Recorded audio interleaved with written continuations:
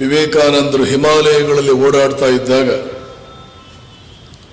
ಆಗ ನಡೆದ ಒಂದು ಘಟನೆ ಮತ್ತು ಆ ಘಟನೆಯ ವಿಶ್ಲೇಷಣೆ ಇದರಲ್ಲಿ ನಾವು ತೊಡಗಿದ್ದೆವು. ಕಳ್ಳನಾಗಿದ್ದಂಥ ವ್ಯಕ್ತಿ ಮನಃಪರಿವರ್ತನೆಯಾಗಿ ಆತ ತೇಜಸ್ವಿ, ಸಾಕಷ್ಟು ಮುಂದುವರೆದಿರ್ತಕ್ಕಂತಹ,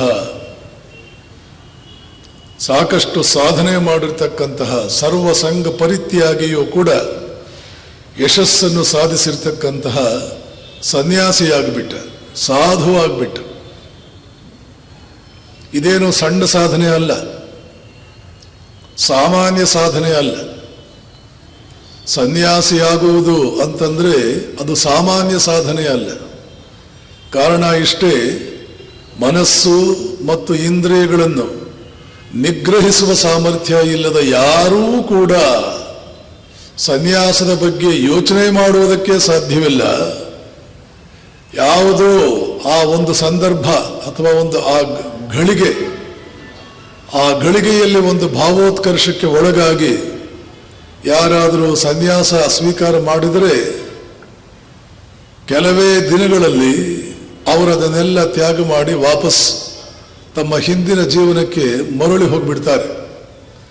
ಇಂತಹದ್ದು ಎಷ್ಟೋ ಉದಾಹರಣೆಗಳನ್ನು ನಾನೇ ನೋಡಿದ್ದೇನೆ. ಆದ್ದರಿಂದ ಒಳಗಡೆ ಗಟ್ಟಿಯಾಗಿ ಬೇರೂರಬೇಕು ಒಂದು ಅದ್ಭುತವಾದಂತಹ ತತ್ವ. ಯಾವುದು ಆ ತತ್ವ? ವಿವೇಕ, ವೈರಾಗ್ಯ. ವೈರಾಗ್ಯ ಅನ್ನುವಂತಹದ್ದು ಬಹಳ ಅಪರೂಪ. ರಾಮಕೃಷ್ಣರ ಶಿಷ್ಯರು ಇವರೆಲ್ಲ ಹೇಳ್ತಿರ್ತಾರೆ. ವಿಶೇಷವಾಗಿ ಸ್ವಾಮಿ ಬ್ರಹ್ಮಾನಂದರು ಹೇಳ್ತಾರೆ, ವೈರಾಗ್ಯ ಹುಟ್ಟುವುದು ಬಹಳ ಅಪರೂಪ. ಒಂದು ವೇಳೆ ಹುಟ್ಟಿದರೆ ಹೇಗಾದರೂ ಮಾಡಿ ಅದನ್ನು ರಕ್ಷಿಸಿಕೊಂಡು, ಜೋಪಾನ ಮಾಡಿ, ಅದನ್ನು ಕಾಯ್ದುಕೊಂಡು, ಅದನ್ನು ಉಳಿಸ್ಕೊಂಡು, ಮತ್ತಷ್ಟು ಮಗದಷ್ಟು ಬೆಳೆಸಿಕೊಂಡು ನಿನ್ನ ಇಡೀ ಮನಸ್ಸನ್ನು ಅದು ವ್ಯಾಪಿಸುವಂತೆ ನೋಡಿಕೊಳ್ಳಬೇಕು. ಇಲ್ಲ ಅಂದರೆ ವೈರಾಗ್ಯ ಹೊರಟೇ ಹೋಗ್ಬಿಡಬಹುದು. ಕೆಲವರಿಗೆಲ್ಲ ವೈರಾಗ್ಯ ಹುಟ್ಟುತ್ತೆ. ಅಭಾವ ವೈರಾಗ್ಯ ಅಂತ ಒಂದಿದೆ. ತಿನ್ನುವುದಕ್ಕೆ ಇಲ್ಲೇ ಇದ್ದಾಗ ಎಷ್ಟೋ ಜನರು ವೈರಾಗ್ಯವಂತರಾಗ್ತಾರೆ. ಅದು ಅಭಾವ ವೈರಾಗ್ಯ. ಪ್ರಸವ ವೈರಾಗ್ಯ ಅಂತ ಇದೆಲ್ಲ ಪುಸ್ತಕಗಳು ಬರುತ್ತೆ. ಪ್ರಸವ ವೈರಾಗ್ಯ, ಪ್ರಸವ ವೇದನೆ ತಾಳಲಾರದೆ ಒಬ್ಬಳು ಸ್ತ್ರೀ ಯೋಚನೆ ಮಾಡ್ತಾಳಂತೆ, ಇನ್ನು ಮುಂದೆ ಈ ಮಕ್ಕಳು ಸಾಕು, ಈ ಸಂಸಾರನೂ ಸಾಕು, ಇದೆಲ್ಲ ಸಾಕು, ಇನ್ನು ಮುಂದೆ ಇದೆಲ್ಲ ಬಿಟ್ಬಿಡೋಣ. ಆದರೆ ಕೆಲವೇ ದಿನಗಳು ಅದು ಕೂಡ ಮಂಗಮಾಯ, ಮತ್ತೆ ಹಳೆ ಕಥೆ. ಇನ್ನೊಂದು ಸ್ಮಶಾನ ವೈರಾಗ್ಯ. ಯಾರಾದರೂ ತೀರಿಕೊಂಡಿರ್ತಕ್ಕಂತಹ ವ್ಯಕ್ತಿ ಶವ ಅದರ ಮೆರವಣಿಗೆಯಲ್ಲಿ ಭಾಗವಹಿಸಿ ಸ್ಮಶಾನಕ್ಕೆ ಹೋಗಿ ಅದರ ಸಂಬಂಧಿಕರೆಲ್ಲ ಅಳ್ತಾ ಇರೋದು ನೋಡಿ ಎಲ್ಲ 3 ದಿನದ ಜೀವನ. ಯಾವಾಗ ನಾವು ಹೋಗ್ತೀವೋ ಯಾರು ನೋಡಿದ್ದಾರೆ, ನಾಳೆ ಇರ್ತೀವಿ ಅನ್ನೋ ಖಾತ್ರಿ ಏನಿದೆ ಅಂತ ಯೋಚನೆ ಮಾಡಿ ಕೆಲವ್ರಿಗೆ ವೈರಾಗ್ಯ ಹುಟ್ಟುತ್ತೆ. ಇದು ಸ್ಮಶಾನ ವೈರಾಗ್ಯ. ಇಂಥ ವೈರಾಗ್ಯಗಳಿಂದ ಪ್ರಯೋಜನವಾಗುವುದಿಲ್ಲ. ಮತ್ತೆ ಪರೀಕ್ಷಿಸಿಕೊಳ್ಳಬೇಕು ವೈರಾಗ್ಯವನ್ನು. ಆದರೆ ಒಂದು ಅನುಕೂಲ, ಯಾರಿನ್ನೂ ಕಾಮಕಾಂಚನಗಳಲ್ಲಿ ಬಿದ್ದಿಲ್ಲ, ಯಾರು ವಿವಾಹದ ಬಲೆಗೆ ಯಾರು ಇನ್ನೂ ಬಿದ್ದಿಲ್ಲ, ಇನ್ನೂ ಯೌವನಾವಸ್ಥೆಯಲ್ಲೇ ಇದ್ದಾರೆ, ವಿವಾಹಿತರಾಗಿಲ್ಲ, ಬ್ರಹ್ಮಚರ್ಯ ಆಶ್ರಮದಲ್ಲೇ ಇದ್ದಾರೆ, ಅವ್ರಿಗೇನಾದರೂ ವೈರಾಗ್ಯ ಬಂದು ಸಾಧು ಸಂಘ ಮತ್ತು ಸಾಧು ಸೇವೆ ಇದನ್ನು ಮಾಡ್ತಾ ಇದ್ರೆ, ಆಗಾಗ್ಗೆ ನಿರ್ಜನ ಪ್ರದೇಶಕ್ಕೆ ಹೋಗಿ ವೈರಾಗ್ಯ ಪ್ರಬೋಧಕವಾಗಿರ್ತಕ್ಕಂತಹ ಗ್ರಂಥಗಳ ಅಧ್ಯಯನ ಮಾಡ್ತಾ ಇದ್ರೆ, ಸ್ವಲ್ಪ ಮಟ್ಟಿಗೆ ಜಪಧ್ಯಾನಾದಿಗಳಲ್ಲೂ ಕೂಡ ಸಮಯ ಕಳೀತಾ ಇದ್ರೆ, ಇನ್ನೂ ವಿವಾಹವಾಗದ ಯುವಕ ಯುವತಿಯರಿಗೆ ಆ ವೈರಾಗ್ಯ ನೆಲೆ ನಿಲ್ಲಬಹುದು. ಇಲ್ಲಿ ಪ್ರಧಾನವಾಗಿ ಬೇಕಾಗಿರ್ತಕ್ಕಂಥದ್ದು ಸಾಧು ಸಂಘ, ಸಾಧು ಸೇವೆ ಮತ್ತು ಜೀವನದ ಆದರ್ಶ. ಒಬ್ಬ ಮಹಾ ತಪಸ್ವಿ, ಅದರಲ್ಲೂ ಮಹಾ ಸನ್ಯಾಸಿ, ಜೀವನದ ಆದರ್ಶ ಮಹಾ ಸನ್ಯಾಸಿಯಾಗಿದ್ದು ಇನ್ನೂ ಬ್ರಹ್ಮಚರ್ಯ ಆಶ್ರಮದಲ್ಲೇ ಇದ್ರೆ ಆವಾಗ ಆ ವೈರಾಗ್ಯ ಉಳಿಬಹುದು. ಇಷ್ಟಾಗಿಯೂ ಕೂಡ ಉಳಿಯುತ್ತೆ ಅಂತ ಗ್ಯಾರಂಟಿ ಇಲ್ಲ. ಆದ್ದರಿಂದ ಇಂತಹ ವೈರಾಗ್ಯ ಬಂದಿರುವ ವ್ಯಕ್ತಿಗೆ ಅವನಿಗೆ ಇನ್ನೊಂದು ರೀತಿಯ ವೈರಾಗ್ಯವನ್ನ, ಇನ್ನೊಂದು ರೀತಿಯ ಸನ್ಯಾಸವನ್ನ ನಿರ್ಮಿಸಲಾಗಿದೆ. ಸನ್ಯಾಸದಲ್ಲಿ ಎರಡು ವಿಧ: ವಿವಿಧಿಷಾ ಸನ್ಯಾಸ, ವಿದ್ವತ್ ಸನ್ಯಾಸ. ಈ ವಿವಿಧಿಷಾ ಸನ್ಯಾಸ ಅಂತಂದ್ರೆ ಸನ್ಯಾಸಕ್ಕೆ ಬಹಳ ಬಹಳ ಪ್ರಧಾನವಾಗಿರ್ತಕ್ಕಂತಹ ವಿರಜಾಹೋಮ ಮಾಡಿಸುವುದಿಲ್ಲ, ಆತ್ಮಶ್ರಾದ್ದ, ತನಗೆ ತಾನೇ ಶ್ರಾದ್ದ ಮಾಡಿಕೊಳ್ಳುವುದು, ಇದನ್ನು ಮಾಡಿಸುವುದಿಲ್ಲ, ವಿರಜಾಹೋಮವನ್ನು ಮಾಡಿಸುವುದಿಲ್ಲ, ಬ್ರಹ್ಮಗಾಯತ್ರಿ ಉಪದೇಶ ಇದನ್ನು ಮಾಡಿಸುವುದಿಲ್ಲ. ಈ ಮೂರು ಆಯಿತು ಅಂದರೆ 100ಕ್ಕೆ 100 ಅವನು ಸನ್ಯಾಸಿ. ಹಾಗಾದರೆ ಅವನಿಗೆ ಯಾವ ರೀತಿಯ ಸನ್ಯಾಸ ಕೊಡ್ತಾರೆ? ಅವನಿಗೆ ಪ್ರೇಷ ಮಂತ್ರದ ಉಪದೇಶ ಇರುತ್ತೆ, ಬ್ರಹ್ಮಗಾಯತ್ರಿ ಉಪದೇಶ ಇರೋದಿಲ್ಲ. ಪ್ರೇಷ ಮಂತ್ರ ಅಂದರೆ ಹೇಳ್ತಾನೆ ಅವನು, ದಿನಾ 100 ಸಲ ಹೇಳ್ಕೊಳ್ತಾನೆ, ಈ ಭೂಲೋಕದ ಭೋಗಗಳು ನನಗೆ ಬೇಡ, ಭೂರ್ಲೋಕದ ಭೋಗಗಳು ನನಗೆ ಬೇಡ, ಸುವರ್ಲೋಕದ ಯಾವ ಭೋಗಗಳು ನನಗೆ ಬೇಡ, ನಾನು ಅವುಗಳನ್ನು ತಿರಸ್ಕರಿಸಿದ್ದೇನೆ. ಓಂ ಭೂ ಸನ್ಯಸ್ತಂ ಮಯ ದಿನ ಹೇಳ್ಕೊಳ್ತಾನೆ. ಉಪದೇಶ ಕೊಡುವ ಕಾಲದಲ್ಲೇ ಗಂಗೆಯಲ್ಲಿ ಮುಳುಗಿ, ಇಲ್ಲಿವರೆಗೆ ನಡುವಿನವರೆಗೆ ಎದೆಯವರೆಗೆ ಗಂಗೆಯಲ್ಲಿ ಮುಳುಗಿ ಸೂರ್ಯನನ್ನು, ಗಂಗಾಮಾತೆಯನ್ನು ಸಾಕ್ಷಿಯಾಗಿಟ್ಟುಕೊಂಡು ದಡದಲ್ಲಿ ನಿಂತಿರ್ತಕ್ಕಂಥ ಗುರುಗಳು, ಅವರು ಸನ್ಯಾಸಿಗಳೇ. ಈ ಸನ್ಯಾಸ ದೀಕ್ಷೆಗೆ ಒಳಗಾಗಬೇಕು ಅಂತಿರ್ತಕ್ಕಂಥ ಹುಡುಗನಿಗೆ, ನೋಡೋಣ ನನ್ನ ಸನ್ಯಾಸ ಎಷ್ಟು ಮಾತ್ರ ಖಾತ್ರಿ ಇದೆ, ಗಟ್ಟಿ ಇದೆ, ಸಾಕಷ್ಟು ದೃಢವಾಗಿದೆ ಅನ್ನೋದು ನಾನು ನೋಡ್ಕೊಳ್ಬೇಕು ಅಂತ ಆಸೆ ಇರೋ ವ್ಯಕ್ತಿಗೆ ಅವನಿಗೆ ಎದೆಯವರೆಗೆ ನೀರಿನಲ್ಲಿ ಮುಳುಗುವಂತೆ ಮಾಡಿ ಗಂಗೆ ಮತ್ತು ಭಗವಾನ್ ಸೂರ್ಯನಾರಾಯಣ ಇವರಿಬ್ಬರನ್ನೂ ಕೂಡ ಸಾಕ್ಷಿಯಾಗಿಟ್ಟುಕೊಂಡು ಅವನ ಕೈಯಲ್ಲಿ ಈ ಪ್ರೇಷ ಮಂತ್ರವನ್ನು ಉಪದೇಶಿಸ್ತಾ ಅವನ ಬಾಯಿನಲ್ಲಿ ಅದನ್ನು ಪುನರುಚ್ಚರಿಸುವಂತೆ ಮಾಡ್ತಾರೆ. ಓಂ ಭೂ ಸನ್ಯಸ್ತಂ ಮಯ ಭುವ ಸನ್ಯಸ್ತಂ ಮಯ ಓಂ ಸ್ವ ಸನ್ಯಸ್ತಂ ಮಯ ಓಂ ಭೂರ್ಭುವ ಸ್ವ ಸನ್ಯಸ್ತಂ ಮಯ. 16 ಸಲ ಹೇಳಬೇಕು ಇದನ್ನು. ಭೂಲೋಕ, ಭುವರ್ಲೋಕ, ಸುವರ್ಲೋಕ ಅಂತ 3 ಲೋಕಗಳಿವೆ. ಆ 3 ಲೋಕಗಳಲ್ಲಿ ಬೇರೆ ಬೇರೆ ರೀತಿಯ ಭೋಗಗಳಿವೆ. ಆ ಬೇರೆ ಬೇರೆ ಭೋಗಗಳು, ಭೂಲೋಕದ ಭೋಗಗಳು, ಇವುಗಳನ್ನೆಲ್ಲ ನಾನು ಉಗುಳಿದ್ದೇನೆ, ಆಚೆಗೆ ಉಗುಳು ಬಿಟ್ಟಿದ್ದೇನೆ. ಸನ್ಯಾಸಿಗಳಿಗೆ ಅವರ ಗುರುಗಳು ಹೇಳುವುದುಂಟು, ಇಂದು ನೀನು ಎಲ್ಲವನ್ನೂ ವಾಂತಿ ಮಾಡಿಕೊಂಡಿದ್ದೀಯ, ಇಲ್ಲಿವರೆಗೆ ಏನು ತಿಂದಿದ್ದೆ ಅದನ್ನೆಲ್ಲ ವಾಂತಿ ಮಾಡಿಕೊಂಡಿದ್ದೀಯ. ಯಾರೂ ವಾಂತಿ ಮಾಡಿದ್ದನ್ನು ಮತ್ತೆ ಹೋಗಿ ನೆಕ್ಕುವುದಿಲ್ಲ. ಹಾಗೆಯೇ ಯಾವ ಭೋಗಗಳನ್ನೆಲ್ಲ ನೀನು ವಾಂತಿ ಮಾಡಿದ್ದೀಯೋ, ಸುಖಗಳು, ಭೋಗಗಳು ಇತ್ಯಾದಿ ವಾಂತಿ ಮಾಡಿದ್ದೀಯೋ, ಮತ್ತೆ ಆ ಕಡೆಗೆ ನಿನ್ನ ಮನಸ್ಸು ಹರಿಯದಿರಲಿ. ಎಚ್ಚರ, ನಿನ್ನ ಮನಸ್ಸು ಹರಿಯದಿರಲಿ. ಯಾರೂ ವಾಂತಿಯನ್ನು ಮತ್ತೆ ಹೋಗಿ ನೆಕ್ಕುವುದಿಲ್ಲ. ಹಾಗೆಯೇ ಮತ್ತೆ ಹೋಗಿ ನೀನು ಅವುಗಳ ಬಗ್ಗೆ ಆಸಕ್ತಿಯನ್ನು ತಾಳಬೇಡ. ಹೀಗೂ ಹೇಳ್ತಾರೆ. ಮತ್ತು ಪ್ರೇಷ ಮಂತ್ರವನ್ನು ಕೊಡ್ತಾರೆ, ಕಾವಿ ಬಟ್ಟೆಯನ್ನು ಕೊಡ್ತಾರೆ. ಆದರೆ ಶಿಖೆ ತೆಗೆಯುವುದಿಲ್ಲ, ಯಜ್ಞೋಪವೀತ ಅಂತಿರುತ್ತೆ, ಅದೆಲ್ಲ ಪ್ರಧಾನ ಸನ್ಯಾಸ, ವಿದ್ವತ್ ಸನ್ಯಾಸದ ಕಾಲದಲ್ಲಿ ಮಾಡೋದು. ಅದೆಲ್ಲ ಹಾಗೆ ಇಟ್ಕೊಂಡಿರ್ತಾರೆ.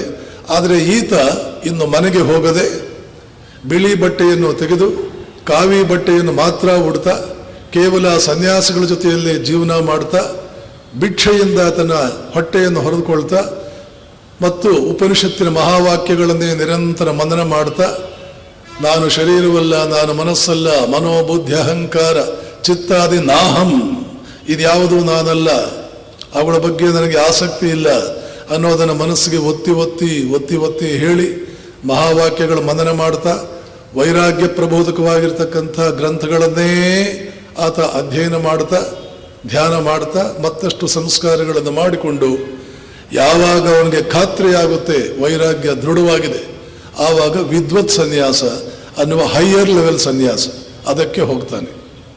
ಹೀಗೆ ಕ್ರಮವಾಗಿ ಮನುಷ್ಯನನ್ನು ಸನ್ಯಾಸಕ್ಕೆ ಏರಿಸಿ ಉನ್ನತ ಮಟ್ಟಕ್ಕೆ ಏರಿಸುವುದುಂಟು.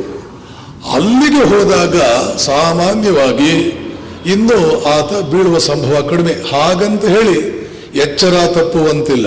ವ್ಯಾಸ ಮಹರ್ಷಿ ಹೇಳ್ತಾನೆ, ಮನುಸ್ಮೃತಿಯಲ್ಲೂ ಇದು ಬರುತ್ತದೆ, ಏನು ಸನ್ಯಾಸಿ ಎಷ್ಟೇ ವೈರಾಗ್ಯವಂತನಾದರೂ ಎಚ್ಚರ ತಪ್ಪಬೇಡ, ಮಹಾಮಾಯೆ ಯಾರನ್ನೂ ಬೀಳಿಸುತ್ತದೆ, ಎಚ್ಚರ ತಪ್ಪಬೇಡ. ಬುದ್ಧ 100 ಸಲ ಹೇಳ್ತಾ ಇದ್ದ ತನ್ನ ಶಿಷ್ಯರಿಗೆಲ್ಲ, ಬಿಕ್ಕುಗಳೇ ಎಚ್ಚರ, ಕನಸಿನಲ್ಲೂ ಎಚ್ಚರ, ನಿದ್ದೆಯಲ್ಲೂ ಎಚ್ಚರ, ಎದ್ದಾಗಲೂ ಎಚ್ಚರ, ದಿಕ್ಕುಗಳೇ ಎಚ್ಚರ. ಆತ ಕೂಡ ಹೇಳ್ತಾ ಇದ್ದ, ಇಲ್ಲಿ ಸನ್ಯಾಸಿಗಳಿಗೂ ಕೂಡ ಬಲವಾನ್ ಇಂದ್ರಿಯ ಗ್ರಾಮೋ ವಿದ್ವಾಂಸಂ ಅಪಿ ಕರ್ಷತಿ. ಈ ಇಂದ್ರಿಯ ಚಾಪಲ್ಯ, ಇಂದ್ರಿಯಗಳ ಸಂಸ್ಕಾರಗಳು ಇದು ಸಾಮಾನ್ಯವಲ್ಲ. ಬಲವಾನ್ ಬಲವಾನ್ ಇಂದ್ರಿಯ ಗ್ರಾಮೋ ವಿದ್ವಾಂಸಂ ಅಪಿ ಕರ್ಷತಿ. ವಿದ್ವಾಂಸನನ್ನೂ ಬೀಳಿಸುತ್ತದೆ, ಅಷ್ಟು ಬಲವಾಗಿರುತ್ತದೆ ಇಂದ್ರಿಯ ಚಾಪಲ್ಯ ಅನ್ನುವಂತಹದ್ದು. ಆದ್ದರಿಂದ ಎಚ್ಚರಿಕೆಯಿಂದ ಇರು. ವಿಶ್ವಾಮಿತ್ರ ವಸಿಷ್ಠ ಮಹರ್ಷಿಗಳನ್ನು ನೋಡಿ ನಾನು ಕೂಡ ಬ್ರಹ್ಮಜ್ಞಾನಿಯಾಗಬೇಕು, ನಾನು ಕೂಡ ಬ್ರಹ್ಮರ್ಷಿಯಾಗಬೇಕು ಅಂತ ಹೊರಟ. ಬಿದ್ದ ಎದ್ದ ಬಿದ್ದ ಎದ್ದ ಬಿದ್ದ ಎದ್ದ. ಅದೇನು ಒಂದು ರಾಜ್ಯವನ್ನು ಗೆದ್ದಂತೆಯೇ ಎಷ್ಟೋ ರಾಜ್ಯಗಳನ್ನು ಗೆದ್ದಿದ್ದ, ಚಕ್ರವರ್ತಿಯೇ ಆಗಿದ್ದ, ಸೈನ್ಯಗಳನ್ನೆಲ್ಲ ಗೆದ್ದಿದ್ದ. ಸೈನ್ಯಗಳನ್ನು ಗೆಲ್ಲುವುದು ಯಾವ ಲೆಕ್ಕ? ಇಂದ್ರಿಯಗಳನ್ನು ಗೆಲ್ಲುವುದರ ಮೂಲಕ ಮುಂದೆ, ಮನಸ್ಸನ್ನು ಗೆಲ್ಲುವುದರ ಮುಂದೆ ಅದನ್ನು ಗೆಲ್ಲುವುದು ಯಾವ ಲೆಕ್ಕ? ಭಗವಾನ್ ಬುದ್ಧನೇ ಹೇಳ್ತಾನೆ, 1000 ಇಂದ್ರರನ್ನು ಗೆಲ್ಲಬಹುದು ನೀನು, 1000 ಇಂದ್ರರನ್ನು ಗೆಲ್ಲಬಹುದು. ಇಂದ್ರಿಯಗಳನ್ನು ಗೆಲ್ಲು ನೋಡೋಣ. 1000 ಇಂದ್ರರನ್ನು ಗೆಲ್ಲಬಹುದು ನೀನು, ಇಂದ್ರಿಯಗಳನ್ನು ಗೆಲ್ಲು ನೋಡೋಣ. ಈ ವಿಶ್ವಾಮಿತ್ರನ ಪರಿಸ್ಥಿತಿಯನ್ನು ಕಂಡು ಡಿ ವಿ ಗುಂಡಪ್ಪನವರು ಬಹಳ ಚೆನ್ನಾಗಿ ಒಂದು ಪದ್ಯವನ್ನು ರಚಿಸಿದ್ದಾರೆ ತಮ್ಮ ಮಂಕುತಿಮ್ಮನ ಕಗ್ಗದಲ್ಲಿ. ಏಸು ಸಲ ತಪಗೈದು ಏಸು ಬನ್ನವನಂತೂ ಕೌಶಿಕನ್ ಬ್ರಹ್ಮರ್ಷಿ ಪದಕ ಅರ್ಹನಾದನು. ಏಸು ಸಲ ತಪಗೈದು ಏಸು ಬನ್ನವನಂತೂ, ಎಷ್ಟು ಬಣ್ಣಗಳನ್ನ ಬಳುಕೊಂಡು, ಎಷ್ಟು ತಪಸ್ಸು ಮಾಡಿ, ತಪಸ್ಸು ಮಾಡೋದು, ಯಾರೋ ಒಬ್ಬರು ಬರೋದು, ಅವರ ಚಾಪಲ್ಯಕ್ಕೆ ಬೀಳೋದು, ಮತ್ತೆ ತಪಸ್ಸು ಕೂತ್ಕೊಳ್ಳೋದು, ಒಂದು ಸಲ ಕಾಮಕ್ಕೆ ಬಲಿಯಾಗುವುದು, ಇನ್ನೊಂದು ಸಲ ಕ್ರೋಧಕ್ಕೆ ಬಲಿಯಾಗುವುದು, ಇನ್ನೊಂದು ಸಲ ಮೋಹಕ್ಕೆ ಬಲಿಯಾಗುವುದು. ಇನ್ನು ಒಂದ ಎರಡ ಎಷ್ಟೋ ಬಲಿಯಾಗ್ತಾ ಇರೋದು. ಏಸು ಸಲ ತಪಗೈದು ಏಸು ಬನ್ನವನ ಅಂತೂ ಕೌಶಿಕನ್, ವಿಶ್ವಾಮಿತ್ರನ ಮೊದಲ ಹೆಸರು ರಾಜ ಕೌಶಿಕ. ಕೌಶಿಕನ್ ಬ್ರಹ್ಮರ್ಷಿ ಪದಕ ಅರ್ಹನಾದನ್. ಘಾಸಿ ಪಡುತ್ತಲಿನ್ನೊಮ್ಮೆ ಮತ್ತೊಮ್ಮೆ ಮಗದೊಮ್ಮೆ ಲೇಸಾಗಿ ಸಾತ್ಮವನು ಮಂಕುತಿಮ್ಮ. ಘಾಸಿ ಪಡುತ್ತಲಿನ್ನೊಮ್ಮೆ ಮತ್ತೊಮ್ಮೆ ಮಗದೊಮ್ಮೆ ಪ್ರಯತ್ನ ಮಾಡು, ಲೇಸಾಗಿಸು ಆತ್ಮವನು ಮಂಕುತಿಮ್ಮ. ಇಲ್ಲಿ ಈ ಕಳ್ಳ ಆದರೆ ಗೆದ್ದಿದ್ದಾನೆ, ಗೆದ್ದ ಸನ್ಯಾಸಿಯಾಗಿದ್ದಾನೆ. ಇದನ್ನು ನೋಡಿ ವಿವೇಕಾನಂದರು ದಂಗಾಗ್ತಾರೆ. ಇಷ್ಟೊತ್ತು ನಾನು ಈತನನ್ನು ಎಷ್ಟು ಮೆಚ್ಚಿಕೊಂಡಿದ್ದೆ, ಆದರೆ ಇವನ ಭೂತವನ್ನು ನೋಡಿದರೆ, ಇವನ ಹಳೆಯ ಜೀವನವನ್ನು ನೋಡಿದರೆ ಅಂಥವನ ಅದರ ಆಧಾರದ ಮೇಲೆ ಒಂದು ಉಪದೇಶವನ್ನು ಜಗತ್ತಿಗೆ ನೀಡ್ತಾರೆ. ಪ್ರಾರಂಭದಲ್ಲೇ ಹೇಳಿದೆ, ವಿವೇಕಾನಂದರಿಗೆ ಬೇರೆಲ್ಲ ಜ್ಞಾನ ಇದೆ. ಆಚಾರ್ಯಾತ್ ಪಾದಮ್ಮಾದತ್ತೆ, ಗುರುವಿನಿಂದ ಬರುವಂತಹ ವಿದ್ಯೆ ಅದು 4 ವಿದ್ಯೆ, ಕಾಲುಭಾಗದ ವಿದ್ಯೆ. ಆಚಾರ್ಯಾತ್, ಆಚಾರ್ಯನಿಂದ, ಪಾದಂ ಆದತ್ತೆ, ಕಾಲುಭಾಗ ಬರುತ್ತದೆ. ಪಾದಂ ಶಿಷ್ಯ ಸ್ವಮೇಧಯ, ಶಿಷ್ಯನೇ ಸ್ವಪ್ರಯತ್ನದಿಂದ ಇನ್ನು ಕಾಲುಭಾಗ ವಿದ್ಯೆ ಗಳಿಸಬೇಕು. ಪಾದಂ ಸಬ್ರಹ್ಮಚಾರಿಭ್ಯ, ಇನ್ನು 4 ಸ್ನೇಹದಿಂದ, ಬೇರೆಯವರ ಜೊತೆ ಚರ್ಚೆ, ಮತ್ತೊಂದು ಮಗದೊಂದು ನಿಷ್ಕರ್ಷೆ, ಇವುಗಳಲ್ಲಿ ಭಾಗವಹಿಸುವುದರಿಂದ. ಪಾದಂ ಕಾಲಕ್ರಮೇಣ ಚ, ವಯಸ್ಸಾಗ್ತಾ ಆಗ್ತಾ ಅನುಭವ ಬರ್ತಾ ಬರ್ತಾ ಇನ್ನು 4 ಜ್ಞಾನ ಬರುತ್ತದೆ. ಆದ್ದರಿಂದ ಹಿರಿಯರ ಮಾತನ್ನು ಕೇಳಬೇಕು. ನಾವು ಎಷ್ಟೇ ಬುದ್ಧಿವಂತರಾಗಿದ್ರೂ ನಮಗಿನ್ನೂ ಅನುಭವ ಇಲ್ಲ. ಪಾದಂ ಕಾಲಕ್ರಮೇಣ ಚ ಅಂತಿದೆಯಲ್ಲ, ವಯಸ್ಸಿನಿಂದ ಮಾತ್ರವೇ, ಕೇವಲ ವಯಸ್ಸೇ ಹೇಳಿಕೊಡುವ ಕೆಲವು ಪಾಠಗಳಿದೆ, ಇನ್ಯಾರು ಹೇಳ್ಕೊಡೋಕ್ಕಾಗಲ್ಲ. ನಮ್ಮ ಅನುಭವಗಳೇ ನಮಗೆ ಹೇಳ್ಕೊಡುವ ಕೆಲವು ಪಾಠಗಳಿವೆ. ಆ ಪಾಠಗಳು ನಮಗಾಗಿರಲ್ಲ, ಇನ್ನ ವಯಸ್ಸಾದವ್ರಿಗಾಗಿರುತ್ತೆ, ತಂದೆ ತಾಯಂದಿರಿಗೆ, ತಾತನಿಗೆ, ಅಜ್ಜಿಗೆ, ಇವ್ರಿಗೆಲ್ಲ ಆಗಿರುತ್ತೆ. ಆದ್ದರಿಂದ ಅವರ ಮಾತುಗಳನ್ನು ಸ್ವಲ್ಪ ಕೇಳಬೇಕು. ಅವ್ರಿಗೇನು ಗೊತ್ತಿಲ್ಲ ಅಂತ ಆ ಕಡೆ ಬಿಸಾಕ್ಬಿಡೋದಲ್ಲ. ಅವರ ಅನುಭವಕ್ಕೆ ಬಹಳ ದೊಡ್ಡ ಬೆಲೆ ಇರುತ್ತೆ, ಅವರ ಮಾತುಗಳನ್ನು ಕೇಳಬೇಕು. ವಿವೇಕಾನಂದರಿಗೆ ಈ 3 ಇದೆ, 4ನೇದು ಅನುಭವ ಅನ್ನುವಂತಹದ್ದು ಇನ್ನೂ ಇಲ್ಲ. ಆದ್ದರಿಂದ ರಾಮಕೃಷ್ಣರು ಅವರ ಒಳಗಡೆ ಅವರಿಗೆ ಒಂದು ವಿಶೇಷವಾದ ಪ್ರವೃತ್ತಿ, ತಡೆಯಲಾರದ ಪ್ರವೃತ್ತಿ ಒಂದಿಟ್ಟಿದ್ದಾರೆ. ಏನದು? ನಾನು ಬಹುದಕನಾಗಬೇಕು, ಓಡಾಡಬೇಕು, ತಿರುಗಾಡಬೇಕು.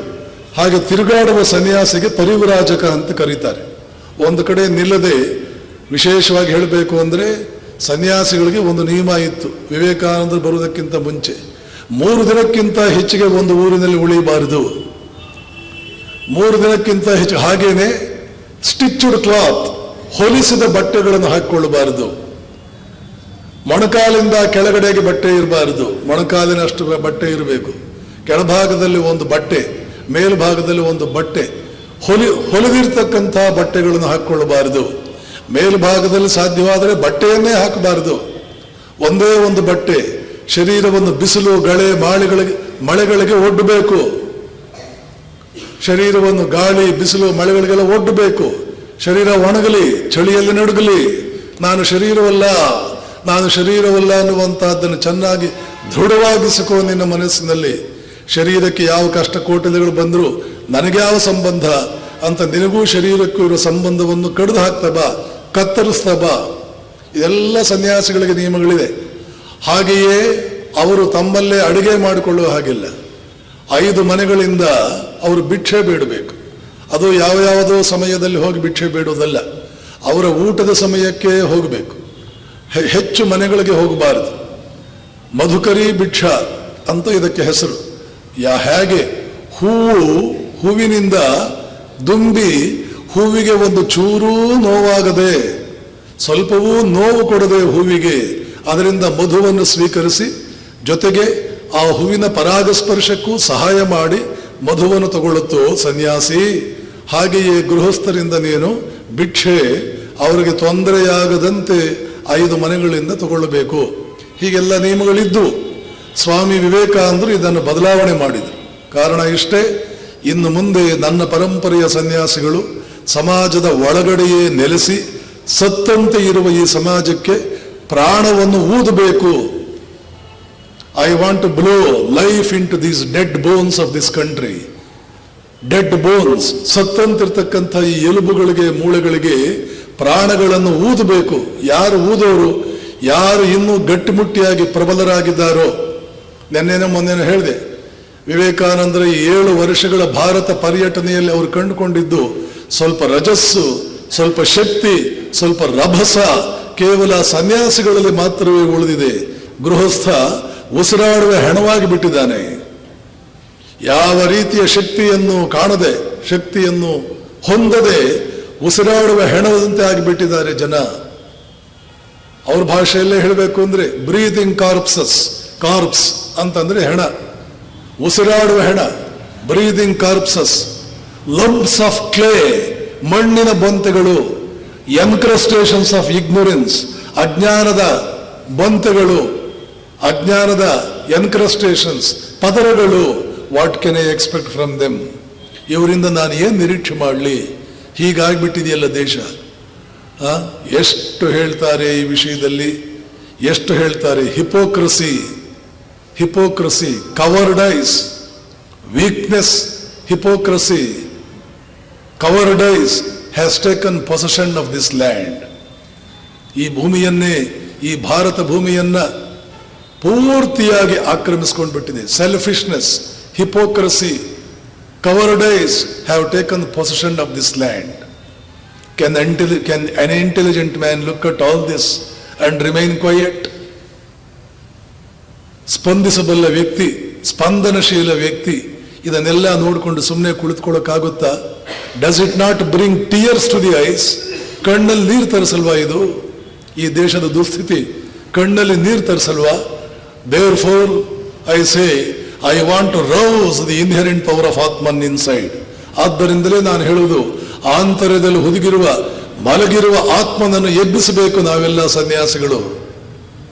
ಒಳಗಡೆ ಹುದುಗಿರುವ ಆತ್ಮನ ಶಕ್ತಿಗಳನ್ನು ಬಡಿದೆಬ್ಬಿಸಬೇಕು. Therefore I say I want to rouse the inherent power of the Atman inside. Cowardice,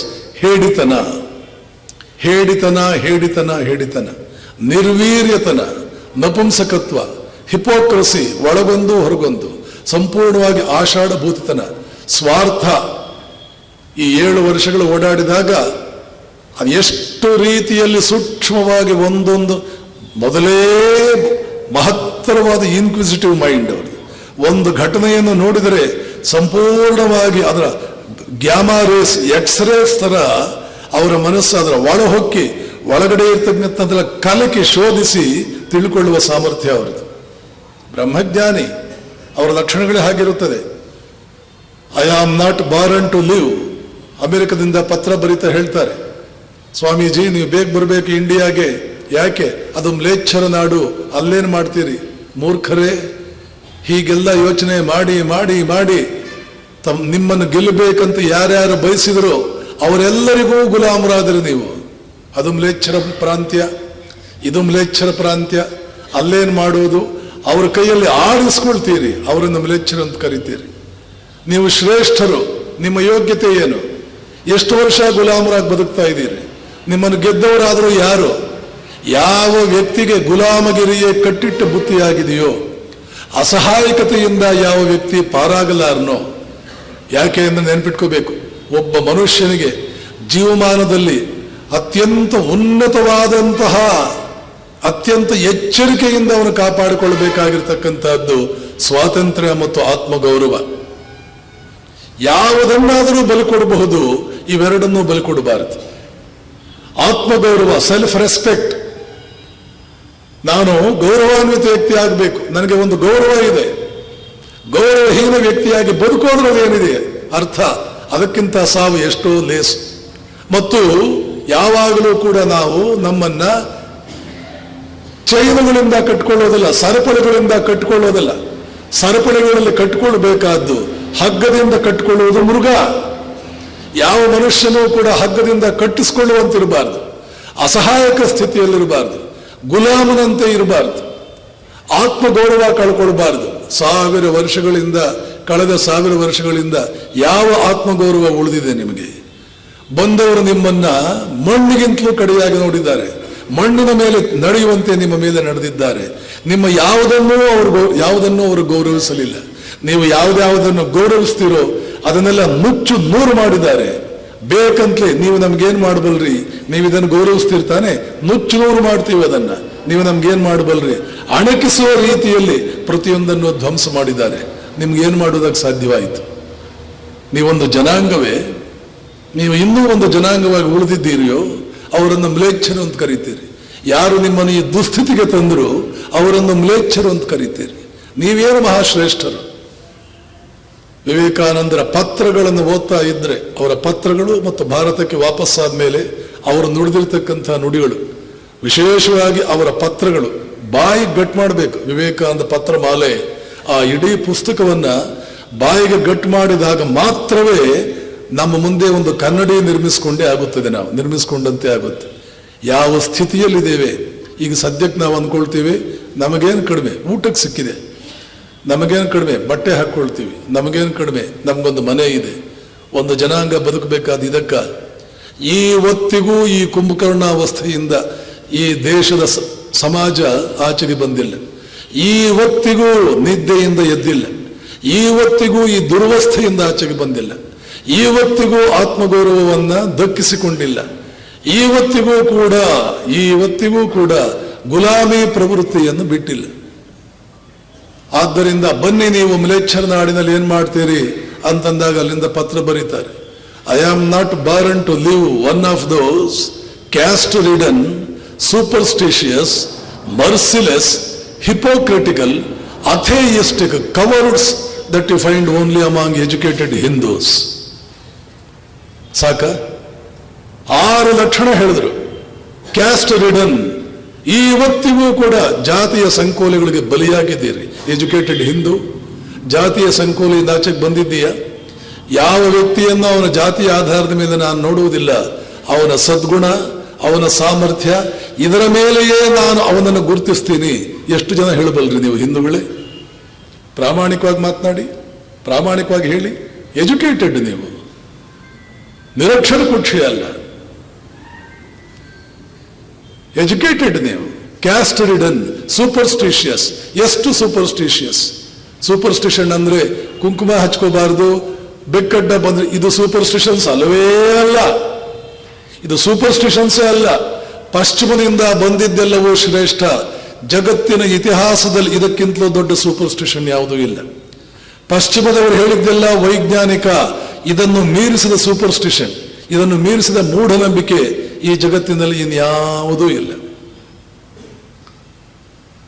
ಹೀಗೆ ಪಟ್ಟಿ ಮಾಡ್ತಾ ಹೋದ್ರೆ, ವಿಶೇಷವಾಗಿ ನಾವು ಯಾವುದಕ್ಕೂ ನಿಷ್ಪ್ರಯೋಜಕರಾದವರು, ಅವರನ್ನು ಅನುಸರಿಸಿದ್ರೆ ಮಾತ್ರ ನಾವು ಉದ್ಧಾರವಾಗ್ತೇವೆ. ಅವ್ರು ಏನು ಮಾಡ್ತಾರೋ ಅದನ್ನು ಕಣ್ಮುಚ್ಕೊಂಡು ನಾವು ಅನುಸರಿಸಬೇಕು. ಈ ದೇಶದಲ್ಲಿ ಯಾವ ಸಾಧನೆಯೂ ಇಲ್ಲ, ಇವರು ಏನೂ ಮಾಡಿಲ್ಲ. ಕೆಲವರು ಹೇಳೋದು ಒಂದು 500-600 ವರ್ಷಗಳಿಂದ ನಾವು ಮನುಷ್ಯರಾಗಿದ್ದೇವೆ. ಅದಕ್ಕಿಂತ ಮುಂಚೆ ನಾವು ಮನುಷ್ಯರೇ ಆಗಿರಲಿಲ್ಲ. ಇನ್ನು ಕೆಲವರು ಹೇಳೋದು ಬುದ್ಧ ಬಂದಾಗಿನಿಂದ ನಾವು ಮನುಷ್ಯರಾಗಿದ್ದೇವೆ, ಅಲ್ಲಿವರೆಗೆ ಮನುಷ್ಯರೇ ಆಗಿರಲಿಲ್ಲ. ಯಾರು ತುಂಬ್ತಾರೆ ಈ ಅಜ್ಞಾನಗಳನ್ನು ನಿಮ್ಮ ತಲೆಯಲ್ಲಿ? ಸೂಪರ್ಸ್ಟಿಷನ್ ಅನ್ನುವಂದ್ರೆ ಏನು ಗೊತ್ತಾ? ಅದು ಯಾವ ಹುಟ್ಕೊಳ್ತೀವಿ ಗೊತ್ತಾ? ಸತ್ಯದ ಬಗ್ಗೆ ನಿಷ್ಠೆ ಇಲ್ಲ. ಯಾವ ಶಿಕ್ಷಿತ ವ್ಯಕ್ತಿಗೆ ಸತ್ಯವನ್ನೇ ಅರಿಯಬೇಕು, ಅದು ವೇದಗಳಲ್ಲಿರಲಿ, ಕುರಾನ್ನಲ್ಲಿರಲಿ, ಬೈಬಲ್ನಲ್ಲಿರಲಿ, ವಚನಗಳಲ್ಲಿರಲಿ, ಮತ್ತೊಂದರಲ್ಲಿರಲಿ, ಮಗದೊಂದಿರಲಿ, ಜಗತ್ತಿನ ಶ್ರೇಷ್ಠ ವ್ಯಕ್ತಿ ಅದನ್ನು ಹೇಳಿರಲಿ, ಯಾರು ಹೇಳಿದರೂ ನಾನು ಒಪ್ಪುವುದಿಲ್ಲ. ನಾನು ಅದನ್ನು ಜರಡಿ ಹಿಡಿತೇನೆ, ವಿಶ್ಲೇಷಿಸ್ತೇನೆ, ನಿಷ್ಕರ್ಷಿಸ್ತೇನೆ. ನರೇಂದ್ರ ಬದುಕಿದ್ದೇ ಹೀಗೆ. ಸ್ವಯಂ ರಾಮಕೃಷ್ಣರಿಗೆ ನನ್ನ ದರ್ಶನದಲ್ಲಿ ಜಗನ್ಮಾತೆ ಹೀಗೆ ತೋರಿಸಿದ್ಲು. ಆ ದರ್ಶನಗಳು ಆಯಿತೋ ನಿಮಗೆ, ಅಥವಾ ನಿಮ್ಮ ತಲೆ ಕೆಟ್ಟು ಆ ಬಿಸಿಯಾಗಿರ್ತಕ್ಕಂಥ ಮಿದುಳಿನಲ್ಲಿ ಅದೇನೇನೋ ಕನಸುಗಳೇ ಬಂತು. ಆ ದರ್ಶನಗಳು ಕನಸುಗಳು ಯಾರು ನೋಡಿದ್ದಾರೆ ಅಂತ ಅಂದ್ಬಿಡ್ತಿದ್ದ ರಾಮಕೃಷ್ಣರಿಗೆ. They are the products of your heated brain, they are your hallucinations. Hallucination ಅಂದ್ರೆ ಭಯಭೀತನಾದ ವ್ಯಕ್ತಿ, ಮಗುವಿನಂತೆ ಇರುವ ವ್ಯಕ್ತಿ, ಮಕ್ಕಳು, ಅವರಲ್ಲಿ ಬರುವಂತ ಏನೇನೋ ಒಂದು ರೀತಿಯ ಚಿತ್ರಗಳು, ಇಲ್ಲೇ ಇರೋದ್ರಲ್ಲಿ ಏನೇನೋ ಕಾಣ್ತಾ ಇರುತ್ತೆ. They are your hallucinations. Who knows whether they are your visions are your hallucinations. ಓಡ್ತಾರೆ ರಾಮಕೃಷ್ಣ ಜಗನ್ಮಾತೆ ಹತ್ರ, ಅಮ್ಮ ಹಾಗಾದ್ರೆ ನನಗಾದ ದರ್ಶನಗಳು ಭ್ರಮಾಜನ್ಯವೋ, ನನ್ನ ಭ್ರಮೆಯೋ? ನರೇಂದ್ರ ಹೇಳ್ಬಿಟ್ನಲ್ಲ ಅದು ನಿಮ್ಮ ಭ್ರಮೆ, ನಿಮ್ಮ ದರ್ಶನಗಳಲ್ಲ. ನರೇಂದ್ರ ಹೇಳ್ಬಿಟ್ನಲ್ಲ, ಅವನು ಹಾಗೆಲ್ಲ ಹೇಳುವನಲ್ಲ, ಅವನ ಬಾಯಿನಲ್ಲಿ ಬಂದ್ಬಿಡ್ತಲ್ಲ. ನನಗೆ ಹಾಗಾದ್ರೆ ನೀನು ಭ್ರಮೆ ತೋರಿಸಿ, ಭ್ರಮೆಗಳನ್ನು ತೋರಿಸಿ ಮೋಸ ಮಾಡಿದೀಯಾ ಅಂತಾಳೆ. ಅವನ ಮಾತುಗಳಿಗೆಲ್ಲ ಯಾಕಷ್ಟು ಬೆಲೆ ಕೊಡ್ತೀಯ? ದಿನ ಕಳೆದಂತೆ ನಿನ್ನ ಒಂದೊಂದು ವಾಕ್ಯವನ್ನು ಇನ್ನಿಲ್ಲದ ರೀತಿಯಲ್ಲಿ ಅವನು ಗೌರವಿಸ್ತಾನೆ, ಹೋಗು ಅಂತ ಜಗನ್ಮಾತೆ ರಾಮಕೃಷ್ಣರಿಗೆ ಸಮಾಧಾನ ಮಾಡಿ ಕಳಿಸ್ತಾಳೆ. ಪ್ರತಿಯೊಂದನ್ನು ಸುಮ್ಮನೆ ನೆನ್ಪಿಟ್ಕೊಳ್ಳಿ. ವಿವೇಕಾನಂದ ವಿವೇಕಾನಂದ ವಿವೇಕಾನಂದ. ನಮಗೆ ಬೇರೆ ಯಾರು ಸಿಗಲ್ವ ಮಾತನಾಡೋದಕ್ಕೆ? ಬೇರೆ ಯಾರು ಮಹಾತ್ಮರು ಹುಟ್ಟಿಲ್ವ ಜಗತ್ತಿನಲ್ಲಿ? ಭಾರತದಲ್ಲಿ ಮಹಾತ್ಮರು ಯಾರು ಹುಟ್ಟಿಲ್ವ? ಆಧುನಿಕವಾಗಿರ್ತಕ್ಕಂಥ ಮನಸ್ಸುಗಳಿಗೆ, ಆಧುನಿಕವಾಗಿರ್ತಕ್ಕಂಥ ಧೋರಣೆಗಳಿಗೆ, ಆಧುನಿಕವಾಗಿರ್ತಕ್ಕಂಥ ನಿಲುವುಗಳಿಗೆ ಅತ್ಯಂತ ಶ್ರೇಷ್ಠ ಉದಾಹರಣೆ ಈ ವ್ಯಕ್ತಿ.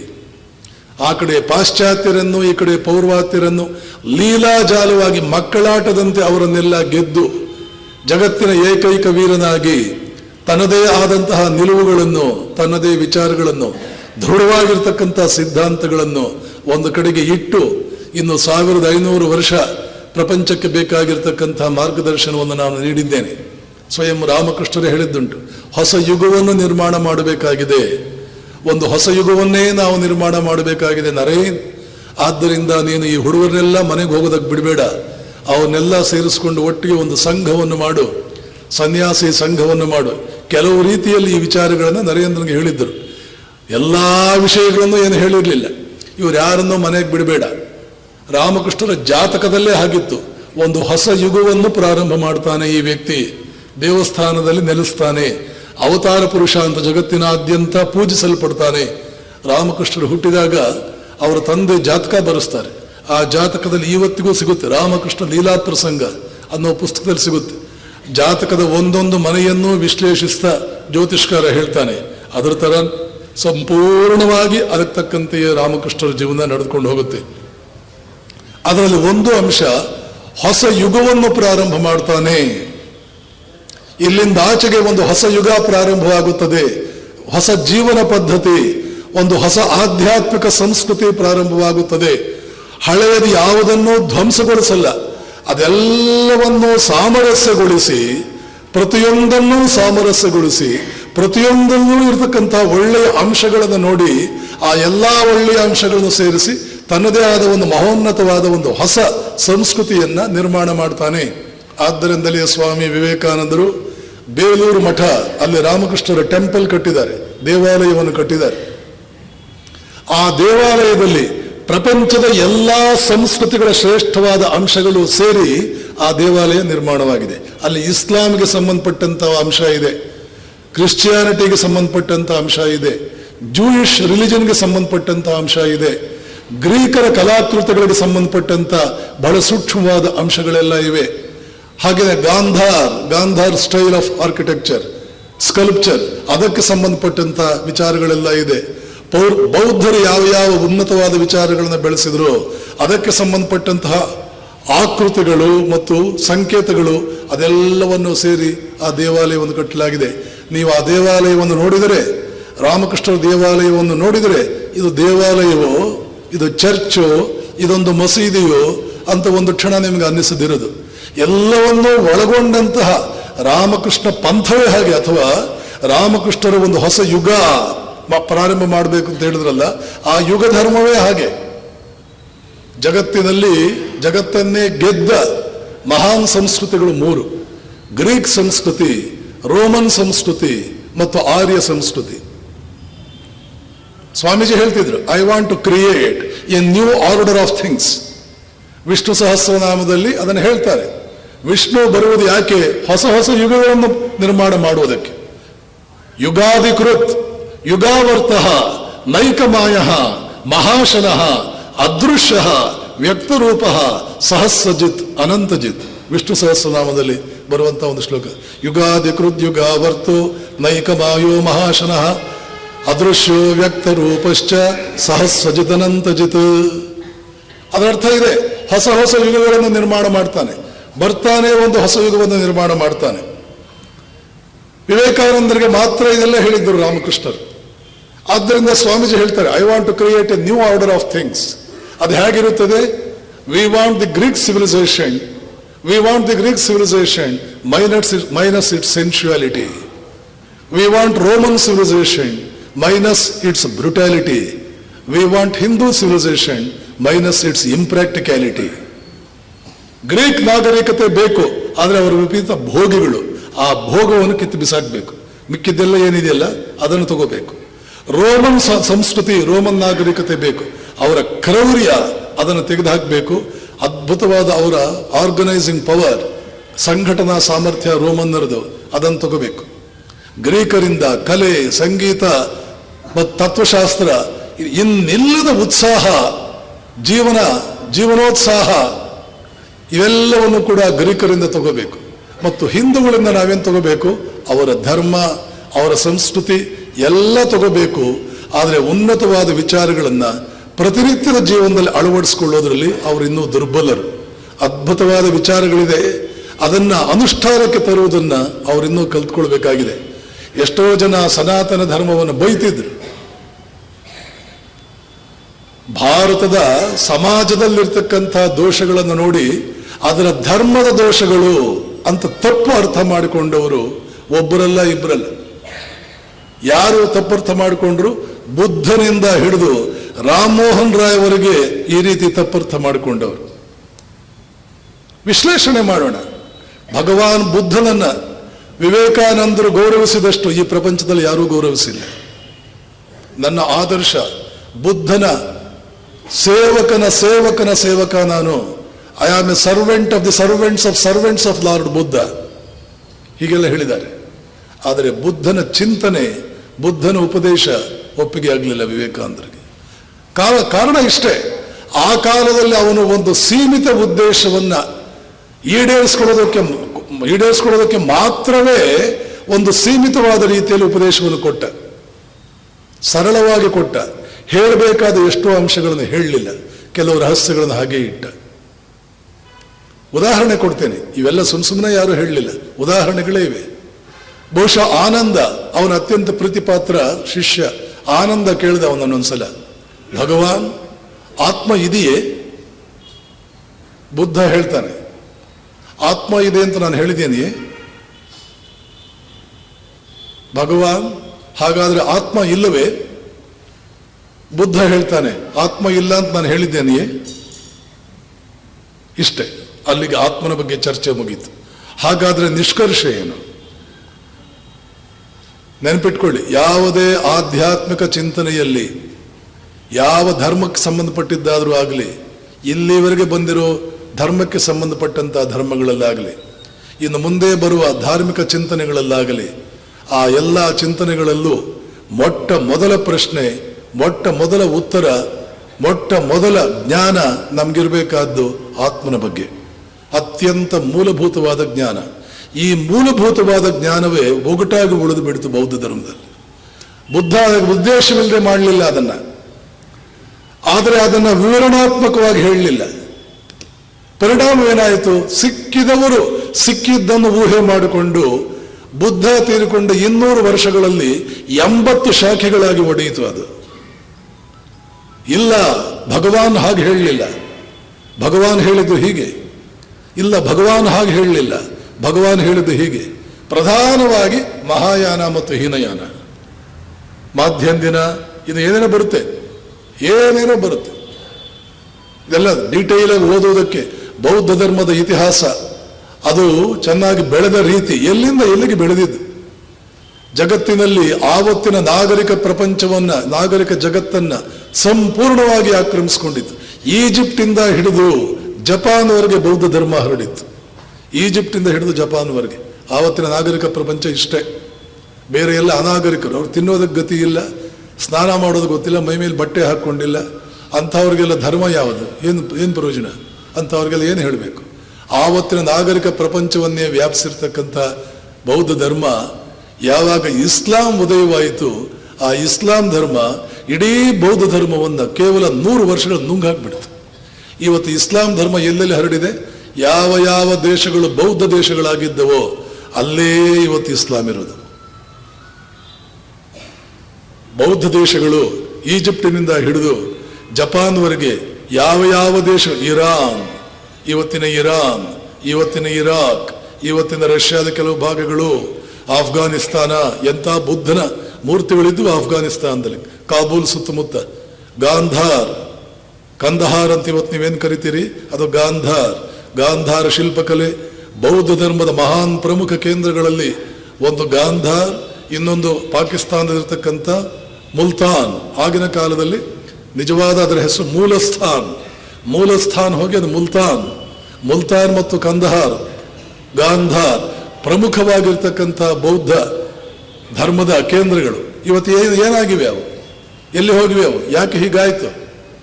ಇದೆಲ್ಲ ಚರಿತ್ರೆಯನ್ನು ಓದುವಾಗ ಇತಿಹಾಸದ ಪ್ರಾಧ್ಯಾಪಕ, ಬೌದ್ಧ ಧರ್ಮದ ಅಧ್ಯಯನ ಮಾಡಬೇಕು ಅಂತ ಹೊರಟಂತಹ ವ್ಯಕ್ತಿ ಸತ್ಯನಿಷ್ಠೆಯನ್ನು ಮಾತ್ರವೇ ಮನಸ್ಸಿನಲ್ಲಿ ಇಟ್ಕೊಂಡು ಯಾವ ಪೂರ್ವಾಗ್ರಹವಿಲ್ಲದೆ ಇದನ್ನೆಲ್ಲ ಅಧ್ಯಯನ ಮಾಡಬೇಕು.